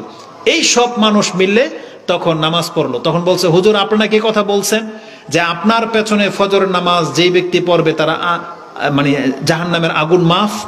তা বলতেছে কে বলছে এই কথা গিয়ে? এখন কোন ছাত্র তার উত্তর দেয় না, সবাই ভয় পাচ্ছে। তখন বলছে বল, নাহলে আমি অভিশাপ দেব। তখন ওই যে নিজামুদ্দিন আউলিয়া, তিনি বলছেন উস্তাদ আমি বলছি। তা বলছে কেন, তোদেরকে নিষেধ করা হয়েছে না, তুই বললি কেন? তখন বলতেছে উস্তাদ আপনি যখন বলছেন আমি দেখলাম এই কথা যদি আমি সবাইকে বলে দিই, তারা যদি আপনার পেছনে এক ওয়াক্ত ফজরের তো যদি পড়ে নেয়, তারা যদি জাহান্নাম থেকে মুক্ত হয়ে যায়, তাহলে আমি একলা যদি জাহান্নামে যাই গেলাম। তখন সে তার পাগড়ি খুলে ওকে দিয়ে দিল যে নে তুই এই সময়ের শ্রেষ্ঠ ওলি হইতে পারবি, যে তুই ভারতবর্ষে যা, কারণ তোর মধ্যে এই জাজবা আছে যে মানুষকে হেদায়েত করার জন্য, যে তোর এত উদারতা এটা আমি কারো মধ্যে দেখতে পাই নাই, তুই পারবি, যা তুই ভারতবর্ষে গিয়ে দাওয়াতি কাজ কর। তখন উনি এই যে নিজামুদ্দিন আউলিয়া হয়ে আসছে। তাহলে ওনার থিঙ্কিং যেটা, উনি হয়তো এটা মানে ভালো পজিশনে ভালোর দিকটাকে দেখানোর জন্য বলছে। এক তো কথা হচ্ছে মিথ্যা, এগুলো সাজানো বানোয়াট কথা, জেনে নেন। উপরন্ত আল্লাহ সুবহানাহু ওয়া তাআলার নীতির খেলাফ। আল্লাহ কিন্তু এই কথা বলে নাই যে তুমি জাহান্নামে গেলে যাও, অন্যকে জাহান্নামে টানো, এটা বলা হয়েছে? এই থিওরির উপরে ভিত্তি করে আমাদের অনেক ওয়াইজিন মিথ্যা কথা বলে ওয়াজ করে, বলে যে এই যে নামাজ পড়লাম, এই নামাজে এত লক্ষ এত কোটি এত হাজার সওয়াব, তারপরে আমাদের সাথে ধরেন দাওয়াতি কাজে চলেন, তাহলে এটা করলে অনেক কিছু বলে। এইভাবে অনেক মিথ্যা বলা হয় যেগুলোর সাথে বর্ণনার কোনো প্রমাণ নাই, যেগুলো জাল জয়ীফ হাদিসেও নাই, বানোয়াট। এমন একজন ব্যক্তিকে যখন জিজ্ঞেস করলাম যে আপনি মিথ্যা কেন বলেন, সে ঘটনাটা এমন ছিল, আপনারা হয়তো শুনে থাকবেন, আমি সেই দলের নাম নিতে চাচ্ছি না, যে কেউ হোক তারা ভুল বলে, এটা মিথ্যা কিচ্ছা, এটা আপনাকে মানতে হবে, কারণ এর কোনো মানে দলিল নাই, কোনো প্রমাণ নাই। বলতেছে ইব্রাহিম আদমের এক কিচ্ছা, এক মুরব্বীকে আমি বয়ান করতে শুনেছি মসজিদে, মানে বুজুর্গানে দিন। তিনি বলতেছে যে ইব্রাহিম আদম একদিন আল্লাহকে পাওয়ার জন্য তার রাজ্য ছেড়ে দিয়ে জঙ্গলে চলে গেছে। ঘটনা কি, যে ইব্রাহিম আদম তিনি শুয়ে আছেন, আর তিনি সফরে যাবেন, তার দাসীকে বলছে যে তুমি দেখে রাখো, আমি আসলে তারপর আমার এখানে যেন কেউ না ঢোকে। তিনি শিকারে চলে গেছেন। ওই দাসী তার খাট ধরে এতটা নরম অনুভব করেছেন যে ধরে দেখলো অনেক সফট, একটু বসে দেখি, বসছে, একটু শুয়ে দেখি, শুয়ে ঘুমাই গেছে, আরাম পেয়ে ঘুমাই গেছে। মালিক এসে দেখে যে দাসী তার খাটের মধ্যে শোয়া, তখন ইচ্ছা মতো পিটাইলেন।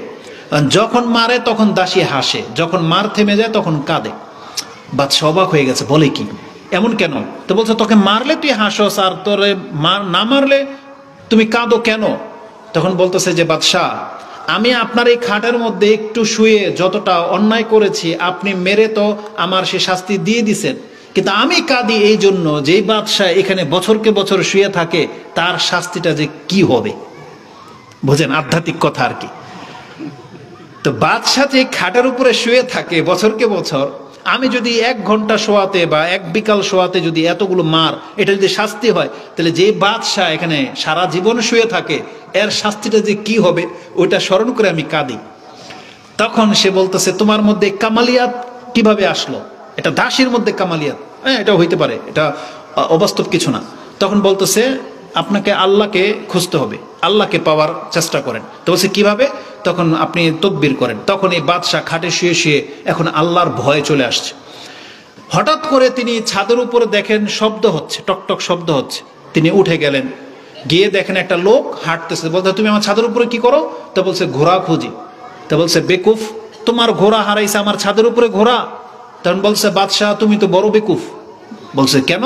তো বলছে তোমার ছাদের উপরে যদি ঘোড়া না পাওয়া যায়, তো খাটে শুয়ে কি আল্লাহকে পাওয়া যাইব? বুঝলেন, এটা আরো বড় বুজুর্গ। তো বাদশাহ বললো তো কি করতে হবে, রাজ্য ছেড়ে দিল, গেল গা জঙ্গলে। সেই বাদশাহ জঙ্গলে গিয়ে এখন ধ্যান করা শুরু করেছে। এক পর্যায়ে তাদের প্রজার কোন একজন ব্যক্তি ওই জঙ্গল দিয়ে যাচ্ছিল, দেখুন ছিরাতালি পরে একটা লোক বসা, লম্বা লম্বা দাড়ি হয়ে গেছে, সমুদ্রের কিনারায় বসা। তখন দেখে চিনতে পারছে এটা আমাদের রাজ্যের বাদশাহ। তখন বলছে, বাদশাহ আপনি এখানে এই অবস্থার, আপনাকে আমরা খুঁজে পাই না। তখন বলতেছে, আমি তো একটা রাজ্যের বাদশাহিত্ব ছেড়ে দিয়েছি, আল্লাহ আমাকে এরকম 10টা জগতের বাদশাহ বানিয়ে দিয়েছে। তো বলছে কিভাবে? তখন তার হাতে একটা সুই ছিল, ওই সুইটা নাকি সমুদ্রে ফেলে দিছে। তো বলছে, এই মাছ আমার সুইটা নিয়ে আয়। তো বলতেছে, মাছগুলো সমুদ্রের নিচে যত স্বর্ণ রূপার সুই আছে সব নিয়ে ভেসে গেছে, বুঝেন? তখন বলছে, সুবহান আল্লাহ সুবহান আল্লাহ। বুঝেন না তাদের মজলিসে কি হয়? তখন এই ব্যক্তি এইবার বলতেছে, এবার শোনেন, তাহলে একজন বাদশাহ যদি আল্লাহকে পাওয়ার জন্য রাজ্য ছেড়ে দিয়ে জঙ্গলে চলে যেতে পারে, তাহলে আপনারা আল্লাহকে পাওয়ার জন্য 3 দিনের জন্য সময় দিতে পারবেন না? যুক্তি ঠিক আছে কিনা বলেন? যুক্তি তো মাশাআল্লাহ। তখন আমি ভদ্রতার সাথে বললাম যে আপনার ঠিক আছে, আপনি এটা বলছেন ভালো কথা, তবে এটার দলিল কি? এটা কোন যুগের বাদশাহ ছিল? আমি ভদ্রতার সাথেই বলেছি, এই ইব্রাহিম আদম যে বাদশাহ, আসলে মূলত তিনি বাদশাহ ছিল না, ইব্রাহিম আদম নামের একজন ব্যক্তি, খুব সৎ একজন ব্যক্তি ছিল, যার সম্পর্কে অনেক জ্ঞানগর্ভ কথা রয়েছে, কিন্তু তার নামে এটা বানানো হয়েছে। তো আমি বললাম যে এই বাদশাহ কোন যুগের? রাসূল ইসলামের আবির্ভাবের আগের, তাহলে বনি ইসরায়েলের কিচ্ছা হবে। আর যদি রাসূল সাল্লাল্লাহু আলাইহি ওয়াসাল্লামের পরের হয়, তাহলে এটা হাদিসের বা ইতিহাসের কিতাবে থাকতে হবে। তাহলে আপনি এটা কোথা থেকে নিলেন? তখন বলতেছে, এটা আমাদের বুজুর্গরা জানে যে আপনি ফিতনা ফাসাদ সৃষ্টি করবেন না।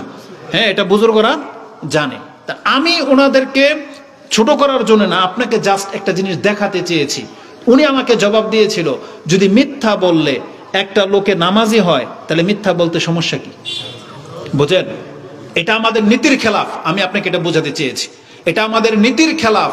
নীতি হলো, আল্লাহ বলেছেন কু আনফুসাকুম, আগে তুমি নিজে বাঁচো, ওয়া আহলিকুম নারা, তারপর তুমি অন্যকে বাঁচাও। আল্লাহ আপনাকে কথা এই দায়িত্ব দেয় নাই যে আপনি জাহান্নামী হয়ে অন্যকে জান্নাতি করবেন। এই দায়িত্ব উম্মতে মুহাম্মাদীকে আল্লাহ সুবহানাহু ওয়া তাআলা দেয়নি, বরং রাসূলুল্লাহ সাল্লাল্লাহু আলাইহি ওয়াসাল্লামকে অফার করা হয়েছিল যে আপনি কি চান? আপনি আমাদের রাজত্ব চান, বাদশাহিত্ব চান, আপনাকে বাদশাহিত্ব দিয়ে দিই। তুরিদা মুলকান মাল্লাকনা, আপনি মুলক চান, আপনাকে মালিক বানিয়ে দেই। আপনি সুন্দরতম মহিলাকে বিয়ে করতে চান, আরব বংশের কুরাইশের, আমরা তাকে আপনার সাথে বিয়ে পড়িয়ে দেই। রাসূলুল্লাহ সাল্লাল্লাহু আলাইহি ওয়াসাল্লাম বলেছেন, যদি আমার এক হাতে চাঁদ এক হাতে সূর্য এনে দেওয়া হয়, তাও আমি লা ইলাহা ইল্লাল্লাহর দাওয়াত থেকে পিছে সরব না। রাসূলুল্লাহ সাল্লাল্লাহু আলাইহি ওয়াসাল্লাম তো চাইলে পারতেন যে ওদের সাথে মিশে যাই, আগে ক্ষমতাটা দখল করি, তারপর ওদেরকে সোজা করব না, আবু জাহেল আবু লাহাব। কিন্তু রাসূল করেছিলেন? কখনো না। ন্যায়ের পথে আয়েশা রাদিয়াল্লাহু তাআলা আনহা বলেছেন, যেখানে পাপ সেখান থেকে ফিতা মাপলে সবচেয়ে দূরের ব্যক্তি যাকে পাবেন তিনি হচ্ছেন মুহাম্মদুর রাসূলুল্লাহ সাল্লাল্লাহু আলাইহি ওয়াসাল্লাম। তার মানে পাপের জায়গা থেকে ফিতা মাপলে সবার দূরের ব্যক্তিকে মুহাম্মদুর রাসূলুল্লাহ সাল্লাল্লাহু আলাইহি ওয়াসাল্লাম।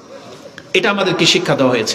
আমরা সবাই যে ফেরেশতা তা কিন্তু না, কিন্তু আমরা মূলনীতিতে বিশ্বাসী, বা মূলনীতি এটাই যে আপনি আগে নিজে বাঁচার চেষ্টা করেন, আপনি নিজে জাহান্নাম থেকে বাঁচার চেষ্টা করেন। অন্যকে জান্নাতি বানানোর ঠিকাদারি এটা আল্লাহ কাউকে দেয়নি, বরং আল্লাহ মুহাম্মদুর রাসূলুল্লাহ সাল্লাল্লাহু আলাইহি ওয়াসাল্লামকে পর্যন্ত এই দায়িত্ব দিয়ে পাঠায় নাই। মুহাম্মদুর রাসূলুল্লাহ সাল্লাল্লাহু আলাইহি ওয়াসাল্লামকে বলা হয়েছে, লাস্তা আলাইহিম বিমুসাইতির, আপনি লাঠি চার্জ ওয়ালা না, আপনার কাজ শুধু তাদেরকে সতর্ক সাবধান করেন, এতটা বলেছেন। রাসূলুল্লাহ সাল্লাল্লাহু আলাইহি ওয়াসাল্লাম অন্তর থেকে চেয়েছিলেন তার চাচাকে হেদায়েত করে দিতে। তিনি একবারে মরার মুহূর্ত পর্যন্ত তার মাথার কাছে গিয়ে কত ইনিয়ে বিনিয়ে তার চাচাকে বলেছিলেন, ইয়া আম্মি কুল লা ইলাহা ইল্লাল্লাহ কালিমাতান উহাজ্জু লাকা বিহা ইনদাল্লাহ, একটা বাক্যই তো, শুধু লা ইলাহা ইল্লাল্লাহ একবার শুধু উচ্চারণ করেন, এটা আমি আল্লাহর কাছে হুজ্জত হিসেবে পেশ করে দিব। কিন্তু তার চাচা আবু তালেব কি বলল? আবা আইয়াকুল লা ইলাহা ইল্লাল্লাহ, সে লা ইলাহা ইল্লাল্লাহ বলতে অস্বীকার জানালো। হুয়া আলা মিল্লাতে আব্দুল মুত্তালিব, এবং সে স্বীকার করলো যে না, আমি আমার বাবার ধর্ম আব্দুল মুত্তালিবের ধর্মের উপরেই আছি। এই কথা বলে তারপরে ইন্তেকাল হয়ে গেল। রাসূলুল্লাহ সাল্লাল্লাহু আলাইহি ওয়াসাল্লাম তার জন্য অজস্রে কেঁদেছেন, এবং তিনি বারবার আল্লাহর কাছে দোয়া করতেই থেকেছেন যতক্ষণ পর্যন্ত আল্লাহ আয়াত নাজিল না করেছেন।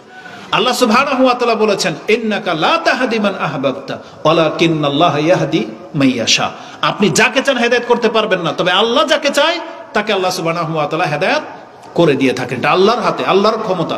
তা আমাদের কাজ হলো সঠিক কথা বলে আপনাদেরকে শুধু ইসলামের দিকে দাওয়াত দেওয়া, মিথ্যা বলে কিচ্ছা কাহিনী দিয়ে ধর্ম চলে না, এটা আপনি জেনে নিন।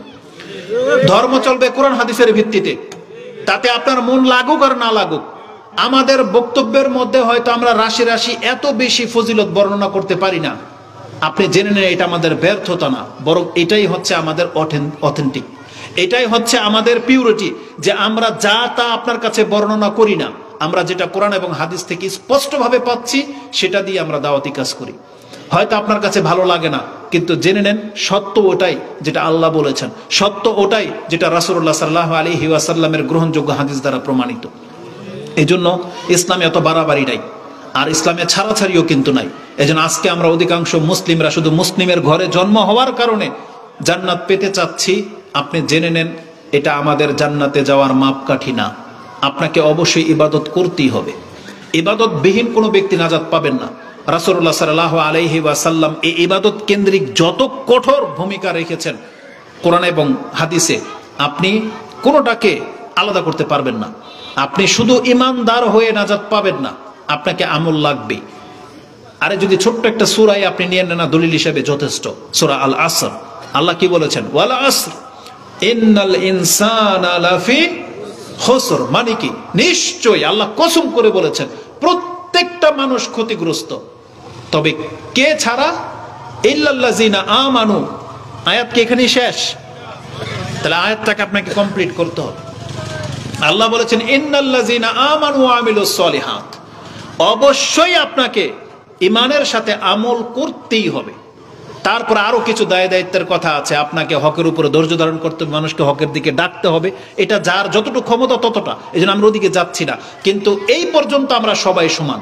ইমান এবং আমল এটা লাগবেই লাগবে। ইল্লাল্লাযিনা আমানু ওয়া আমিলুস সলিহাত, এটা লাগবেই লাগবে। তওবাকারী সম্পর্কেও ইমান এবং আমলের কথা বলা হয়েছে। আল্লাহ সুবহানাহু ওয়া তাআলা সূরা ফুরকান 25 নম্বর সূরার 70-71 নম্বর আয়াতে বলেছেন, যারা আল্লাহ ছাড়া অন্যকে ডাকে, যারা হত্যা করেছে, যারা জিনা করেছে, এরা খুব কঠিন শাস্তি পাবে। কিন্তু আল্লাহ সুবহানাহু ওয়া তাআলা বলেছেন ইল্লা মান তাবা, যেই ব্যক্তি তওবা করে ফিরে আসবে। বাস আল্লাহ বলেছেন ইল্লা মান তাবা ওয়া আমানা, ঈমান আনলো, হয়ে গেল না। আল্লাহ আরো কিছু বলেছেন, ইল্লা মান তাবা ওয়া আমানা ওয়া আমিলা সলিহান। আল্লাহ বলেছেন যেই ব্যক্তি তওবা করে ঈমান আনবে, সৎ কাজ করবে, সেই ব্যক্তির কথা ভিন্ন। এবং আল্লাহ সুবহানাহু ওয়া তাআলা সূরা তাহা 20 নম্বর সূরার 82 নম্বর আয়াতে এটাই বলেছেন, ওয়া ইন্নী লাগাফফারুন লিমান তাবা ওয়া লিমান আমান, ইন্নী লাগাফফারুন লিমান তাবা ওয়া আমানা ওয়া আমিলা সলিহান সুম্মা ইহতাদা। আল্লাহ বলেছেন অবশ্যই আমি ওই ব্যক্তিকে ক্ষমা করব যেই ব্যক্তি তওবা করে আমার পথে ফিরে আসবে, সৎ কাজ করতে থাকবে এবং মরার আগ পর্যন্ত হেদায়েতের পথেই থাকবে, সেই ব্যক্তি ক্ষমা পাবে। এমনি এমনিতে ক্ষমা করা হবে না। এজন্য আমাদের মুসলিম ভাইদেরকে এটা আমরা বলবো, ধর্ম সব জায়গার জন্য সমান। আপনাদের এই মাদারীপুরের, নারায়ণগঞ্জের, ঢাকার ইসলাম ভিন্ন না, এক ইসলাম একটাই, কোরআন একটাই। অতএব মতবাদ আকীদাও হবে সঠিক একটা, আমলও হইতে হবে আমাদের একরকম। আমাদের পরিচয় হইতে হবে আমরা মুসলিম, আমাদের ভিন্ন কোনো পরিচয় নেই। আমরা সবাই মুসলিম, আমরা সবাই আদম আলাইহিস সালামের সন্তান।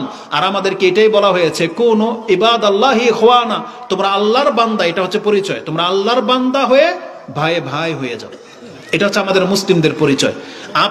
আমরা নেতাদেরকে, রাজনৈতিক দল যারা করেন তাদেরকে হয়তো বুঝাইতে পারবো না, কিন্তু আপনাদেরকে বলতেছি, যারা আমাদের প্যান্ডেলে আসেন, যারা আমাদের কথা শোনেন, আপনি মুসলিম ভাই হিসেবে, অন্তত ছোট্ট ভাই হিসেবে আপনি এই আবদারটুকু অন্তত মানার চেষ্টা করবেন। আপনার যদি কোনো স্বার্থ ক্ষুণ্ণ হয়, আপনি কারো গায়ে আঘাত করার চেয়ে, তার গায়ে রক্ত ঝরার চেয়ে পারলে ওকে ক্ষমা করে দেন, এটা আপনার জন্য কল্যাণকর হবে। আপনি তার গায়ে আঘাত করার চেয়ে, রক্ত ঝরার চেয়ে আপনি তাকে পারলে ক্ষমা করে দেন, এটা আপনার জন্য অনেক বেশি কল্যাণ হবে দুনিয়া এবং আখিরাতে। আমাদের প্রত্যেকটা মুসলিমের রাগ অনেক বেশি, আমারও আছে। আল্লাহ সুবহানাহু ওয়া তাআলা আমাকে এবং আপনাদেরকে রাগকে কন্ট্রোল করার তৌফিক দান করুন। আল্লাহ আমাদের হাত এবং জবান দিয়ে যেন কোনো মুসলিম আঘাত না পায়। আল্লাহ তুমি আমাদের হাত এবং জবানকে হেফাজত করো। তার রাসূলুল্লাহ সাল্লাল্লাহু আলাইহি ওয়াসাল্লাম বলেছেন, আল মুসলিম, মুসলিম তো ওই ব্যক্তি, মান সালিমা আল মুসলিমুনা মিন লিসানিহি ওয়া ইয়াদিহি, ওই ব্যক্তির জবান থেকে, হাত থেকে যে নিরাপদ, সেই ব্যক্তি হচ্ছে মূলত মুসলিম। কেন বললাম এই কথাটা? আজকে যেখানে সেখানে যে যার সাথে তার সাথে ঝগড়া লেগে যায়, আঘাত করে, মারপিট, হত্যার দিকে চলে যাচ্ছে। আপনি আপনার হাতটাকে থামায় রাখেন। কারণ আমরা ওই যে বলতে চাচ্ছিলাম না যে রাজনৈতিক দল যারা করে, এখানে যারা আসে না, তাদের উপর আমাদের কোনো দায়ভার নাই, কারণ তারা শোনেই না তো মানবে কি? আপনারা তো শুনতেছেন, আপনারা অন্তত এই ধরনের নোংরা রাজনীতির সাথে জড়ায়েন না। আপনি জেনে নেন এটা কিন্তু খুব মন্দ জিনিস, খুবই মন্দ জিনিস। ক্ষমতার লোভ কিন্তু মারাত্মক। ওই দল কিন্তু আপনাকে ছাড়বে না, জেনে নেন। আপনি যে দল করবেন, এটা কোন দল এটা যায় না, আপনি যে দলই করেন না কেন, আপনার এগেইনস্টে যারা আছে তারাও কিন্তু একটা দল করে, তারা কিন্তু আপনাকে ছাড়বে না। মানুষ যখন রক্তের পিপাসু হয়ে যায়, মানুষ যখন সম্পদের পিপাসু হয়ে যায়, তখন কিন্তু তার হিতাহিত জ্ঞান থাকে না, সে কাকে আঘাত করতেছে, সে পরিচয় কি সব ভুলে যায়। এই জন্য আপনি দলাদলিতে জড়ায়েন না। দল আমাদের একটাই, সেটা হচ্ছে ইসলাম। আর আপনি চাইলে আল্লাহর জমিনে ইসলামটাকে কিভাবে প্রতিষ্ঠিত করবেন, আপনি সেই মেহনতে লেগে যান। কিয়ামতের মাঠে কিন্তু আমাদেরকে জিজ্ঞাসা করা হবে। আমাদের ইঙ্গিত আরেকটা বলে দেই, যারা হয়তো আমাদেরকে চিনেন না, এ দাড়ি টুপি দেখে আবার ভাববেন না যে আমরা ওই যে ধর্মীয় কোনো রাজনৈতিক দল। এক কথায় জেনে নেন, গণতন্ত্রের সাথে আমাদের কোনো সম্পর্ক নাই। কি নাই? গণতন্ত্রের সাথে আমাদের কোনো সম্পর্ক নাই। কারণ রাজনীতি এক জিনিস, গণতন্ত্র কিন্তু আরেক জিনিস, এটা বুঝছেন। আমরা রাজনীতিকে হারাম বলি না, রাজনীতি হচ্ছে অনেক বড় একটা জিনিস, এটা মুসলিমদের তো করতেই হবে, কারণ রাজনীতি না ছাড়া ইসলাম প্রতিষ্ঠিত হইব কিভাবে? কিন্তু গণতন্ত্র মানে রাজনীতি না, জেনে নেন, ওটা তো আরেক তন্ত্র, ওটা বাতিল তন্ত্র। যারা দাড়ি টুপি নিয়ে তাদের সাথে জড়িয়েছে, আমরা মনে করি না যে তারা হক পথে আছে, আমরা মনে করি না এটা। আর আমরা তাদের দলের না, এটা জেনে নেন। সেটা যে কোনো দলেরই হোক না কেন, আমরা ওই দলের অন্তর্ভুক্ত আপনাকে হইতে বলতেছি না, আপনাকে বলতেছি আপনি কোরআন সুন্নাহ মেনে চলবেন।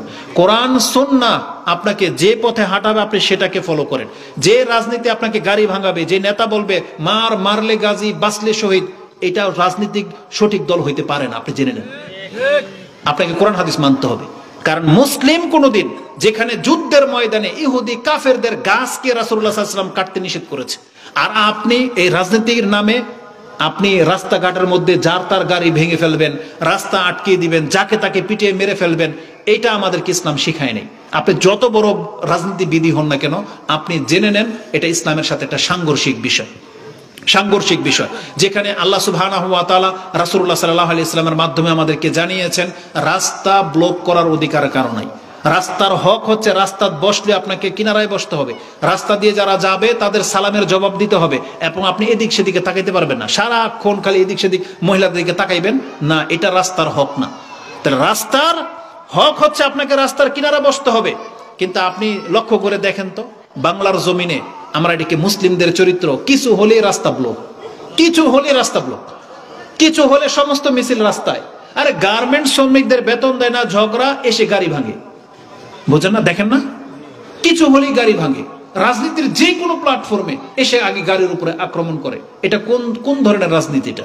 বরং আমাদের বাংলাদেশের এত সম্পদকে নষ্ট করা হয়, আর বিগত সরকারের আমলে যাদেরকে আপনারা বিতাড়িত করেছেন, তার কেন্দ্রিক রাষ্ট্রীয় যত সম্পদ নষ্ট করেছেন, এটা কি আসলে তাদের ছিল? কাদের ছিল? এটা দেশের সম্পদ ছিল, কিন্তু আমরা নিজেরাই নিজেদের সম্পদগুলোকে নষ্ট করেছি। এটা কোনোদিন মানে সুস্থ মস্তিষ্কের লোকদের কাজ হইতে পারে না, সেটা যে দলের লোকটা হোক না কেন, আপনি জেনে নেন। আপনি সরকারি কোনো কিছুকে নষ্ট করে দিবেন, এটা সুস্থ মস্তিষ্কের লোকদের কাজ না। কারণ আল্লাহ সুবহানাহু ওয়া তাআলা আমাদেরকে কল্যাণকামী করে পাঠিয়েছেন, কল্যাণকামী করে।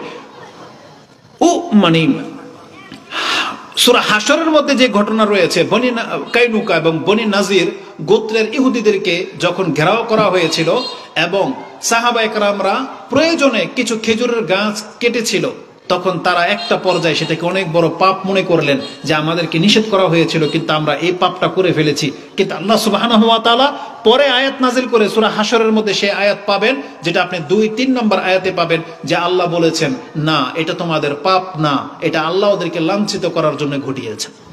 তার মানে একটা খেজুর গাছ কাটাটাকে অপরাধ মনে করা হতো, কিন্তু আমরা এমন ধর্ম অনুসরণ করি, এমন আমরা জাতি, আমরা কিছু হলেই সম্পদকে নষ্ট করি, এটা মোটেও কাম্য নয়। আল্লাহ সুবহানাহু ওয়া তাআলা আমাদের দ্বীনকে বোঝার তৌফিক দান করুন। এবং আমাদের মূল মেসেজ যেটা ছিল আপনার প্রতি, সেটা হচ্ছে দেখেন, আপনি ইসলামের প্রতি দয়াদ্র হন। ইসলাম কিন্তু কল্যাণের নাম, ইসলাম হচ্ছে একে অপরের কল্যাণের নাম। এদিকে তাকান ভাই, এখন কথা বলবে, এদিকে তাকান, যেহেতু 5 মিনিট সময় শেষ। ইসলাম কিসের নাম বলেন তো? এই যে দুই একজন শুনছেন, শুধু দুই একজন বলতে পারছেন, বাকিরা আপনি বলতে পারেন নাই। বলেন ইসলাম কিসের নাম? কল্যাণের নাম। জাবের রাদিয়াল্লাহু তাআলা আনহু তিনি বলেন যে কালা রাসূলুল্লাহ সাল্লাল্লাহু আলাইহি ওয়াসাল্লাম আদ-দীনুন নাসিহা, রাসূল বলেছেন দিন হচ্ছে কল্যাণের নাম। জিজ্ঞাসা করা হয়েছে লিমান ইয়া রাসূলুল্লাহ, কার জন্য কল্যাণ? বলছে লিল্লাহি ওয়া লিকিতাবিহি ওয়া লিরাসূলিহি ওয়া আইম্মাতিল মুসলিমিনা ওয়া আম্মাতিহিম। এই দিন হলো, ধর্ম হলো কল্যাণের নাম। আপনি আল্লাহর জন্য কল্যাণকামী হবেন, আল্লাহর কিতাবের জন্য কল্যাণকামী হবেন, রাসূলের জন্য কল্যাণকামী হবেন, প্রত্যেকটা মুসলিম সাধারণের জন্য কল্যাণকামী হবেন, এবং আমাদের নেতা যারা হবে তাদের জন্য আমাদেরকে কল্যাণকামী হতে হবে। কল্যাণকামী কি? আল্লাহর জন্য আপনি কি কল্যাণ করবেন? আল্লাহর জন্য কল্যাণকামী হওয়া মানে আপনি আল্লাহর সোলজার হয়ে যান, আল্লাহর পক্ষে আপনি কাজ করেন, আল্লাহর কিতাবের প্রতি ঈমান আনেন, কিতাবের প্রতি মানুষকে দাওয়াত দেন।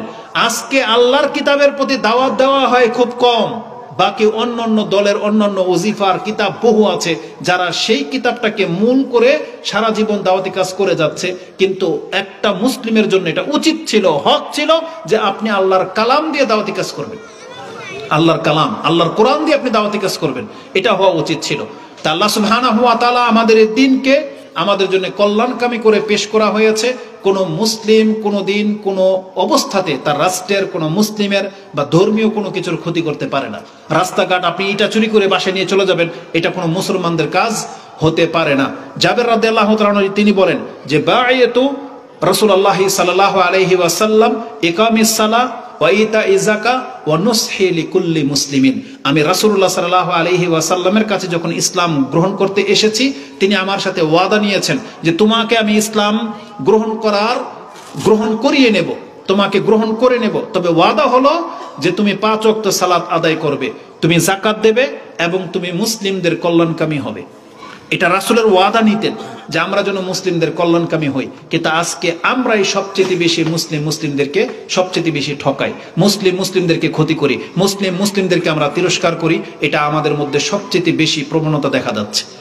এজন্য আমাদের এক বক্তব্যে হয়তো সবাই শুধরে যাবে এমন না, আমরা আল্লাহর কাছে দোয়া করি আল্লাহ তুমি আমাদের অন্তরগুলোকে সোজা করে দাও, আল্লাহ আমাদের পাপগুলোকে মাফ করে দাও এবং আমাদেরকে উত্তম মুসলিম হওয়ার তৌফিক দান করো, এবং আমরা যেন ইসলাম পালন করে তোমার সাথে সাক্ষাৎ করতে পারে আল্লাহ তুমি আমাদেরকে কবুল করো, এবং আমাদের পিতামাতাদেরকে ক্ষমা করো, আমাদের এই প্রতিষ্ঠানকে আল্লাহ তুমি কবুল করো, যারা এই আয়োজন করেছেন আল্লাহ তাদের এই প্রচেষ্টাটাকে তুমি কবুল করো, এবং এই কেন্দ্রিক যতগুলো প্রতিষ্ঠান বাংলার জমিনে শুরু হয়েছে তাদেরকে নিয়ে যারা ষড়যন্ত্র করে আল্লাহ তাদেরকে তুমি হেদায়েত দান করো, এবং আমাদেরকে আল্লাহ তোমার পক্ষ থেকে সাহায্য করো। আমিন ইয়া রাব্বাল আলামিন। সুবহানাকাল্লাহুম্মা রাব্বানা বিহামদিকা আশহাদু আল্লা ইলাহা ইল্লা আনতা আস্তাগফিরুকা ওয়া আতুবু ইলাইক। আসসালামু আলাইকুম ওয়া রাহমাতুল্লাহি ওয়া বারাকাতুহু।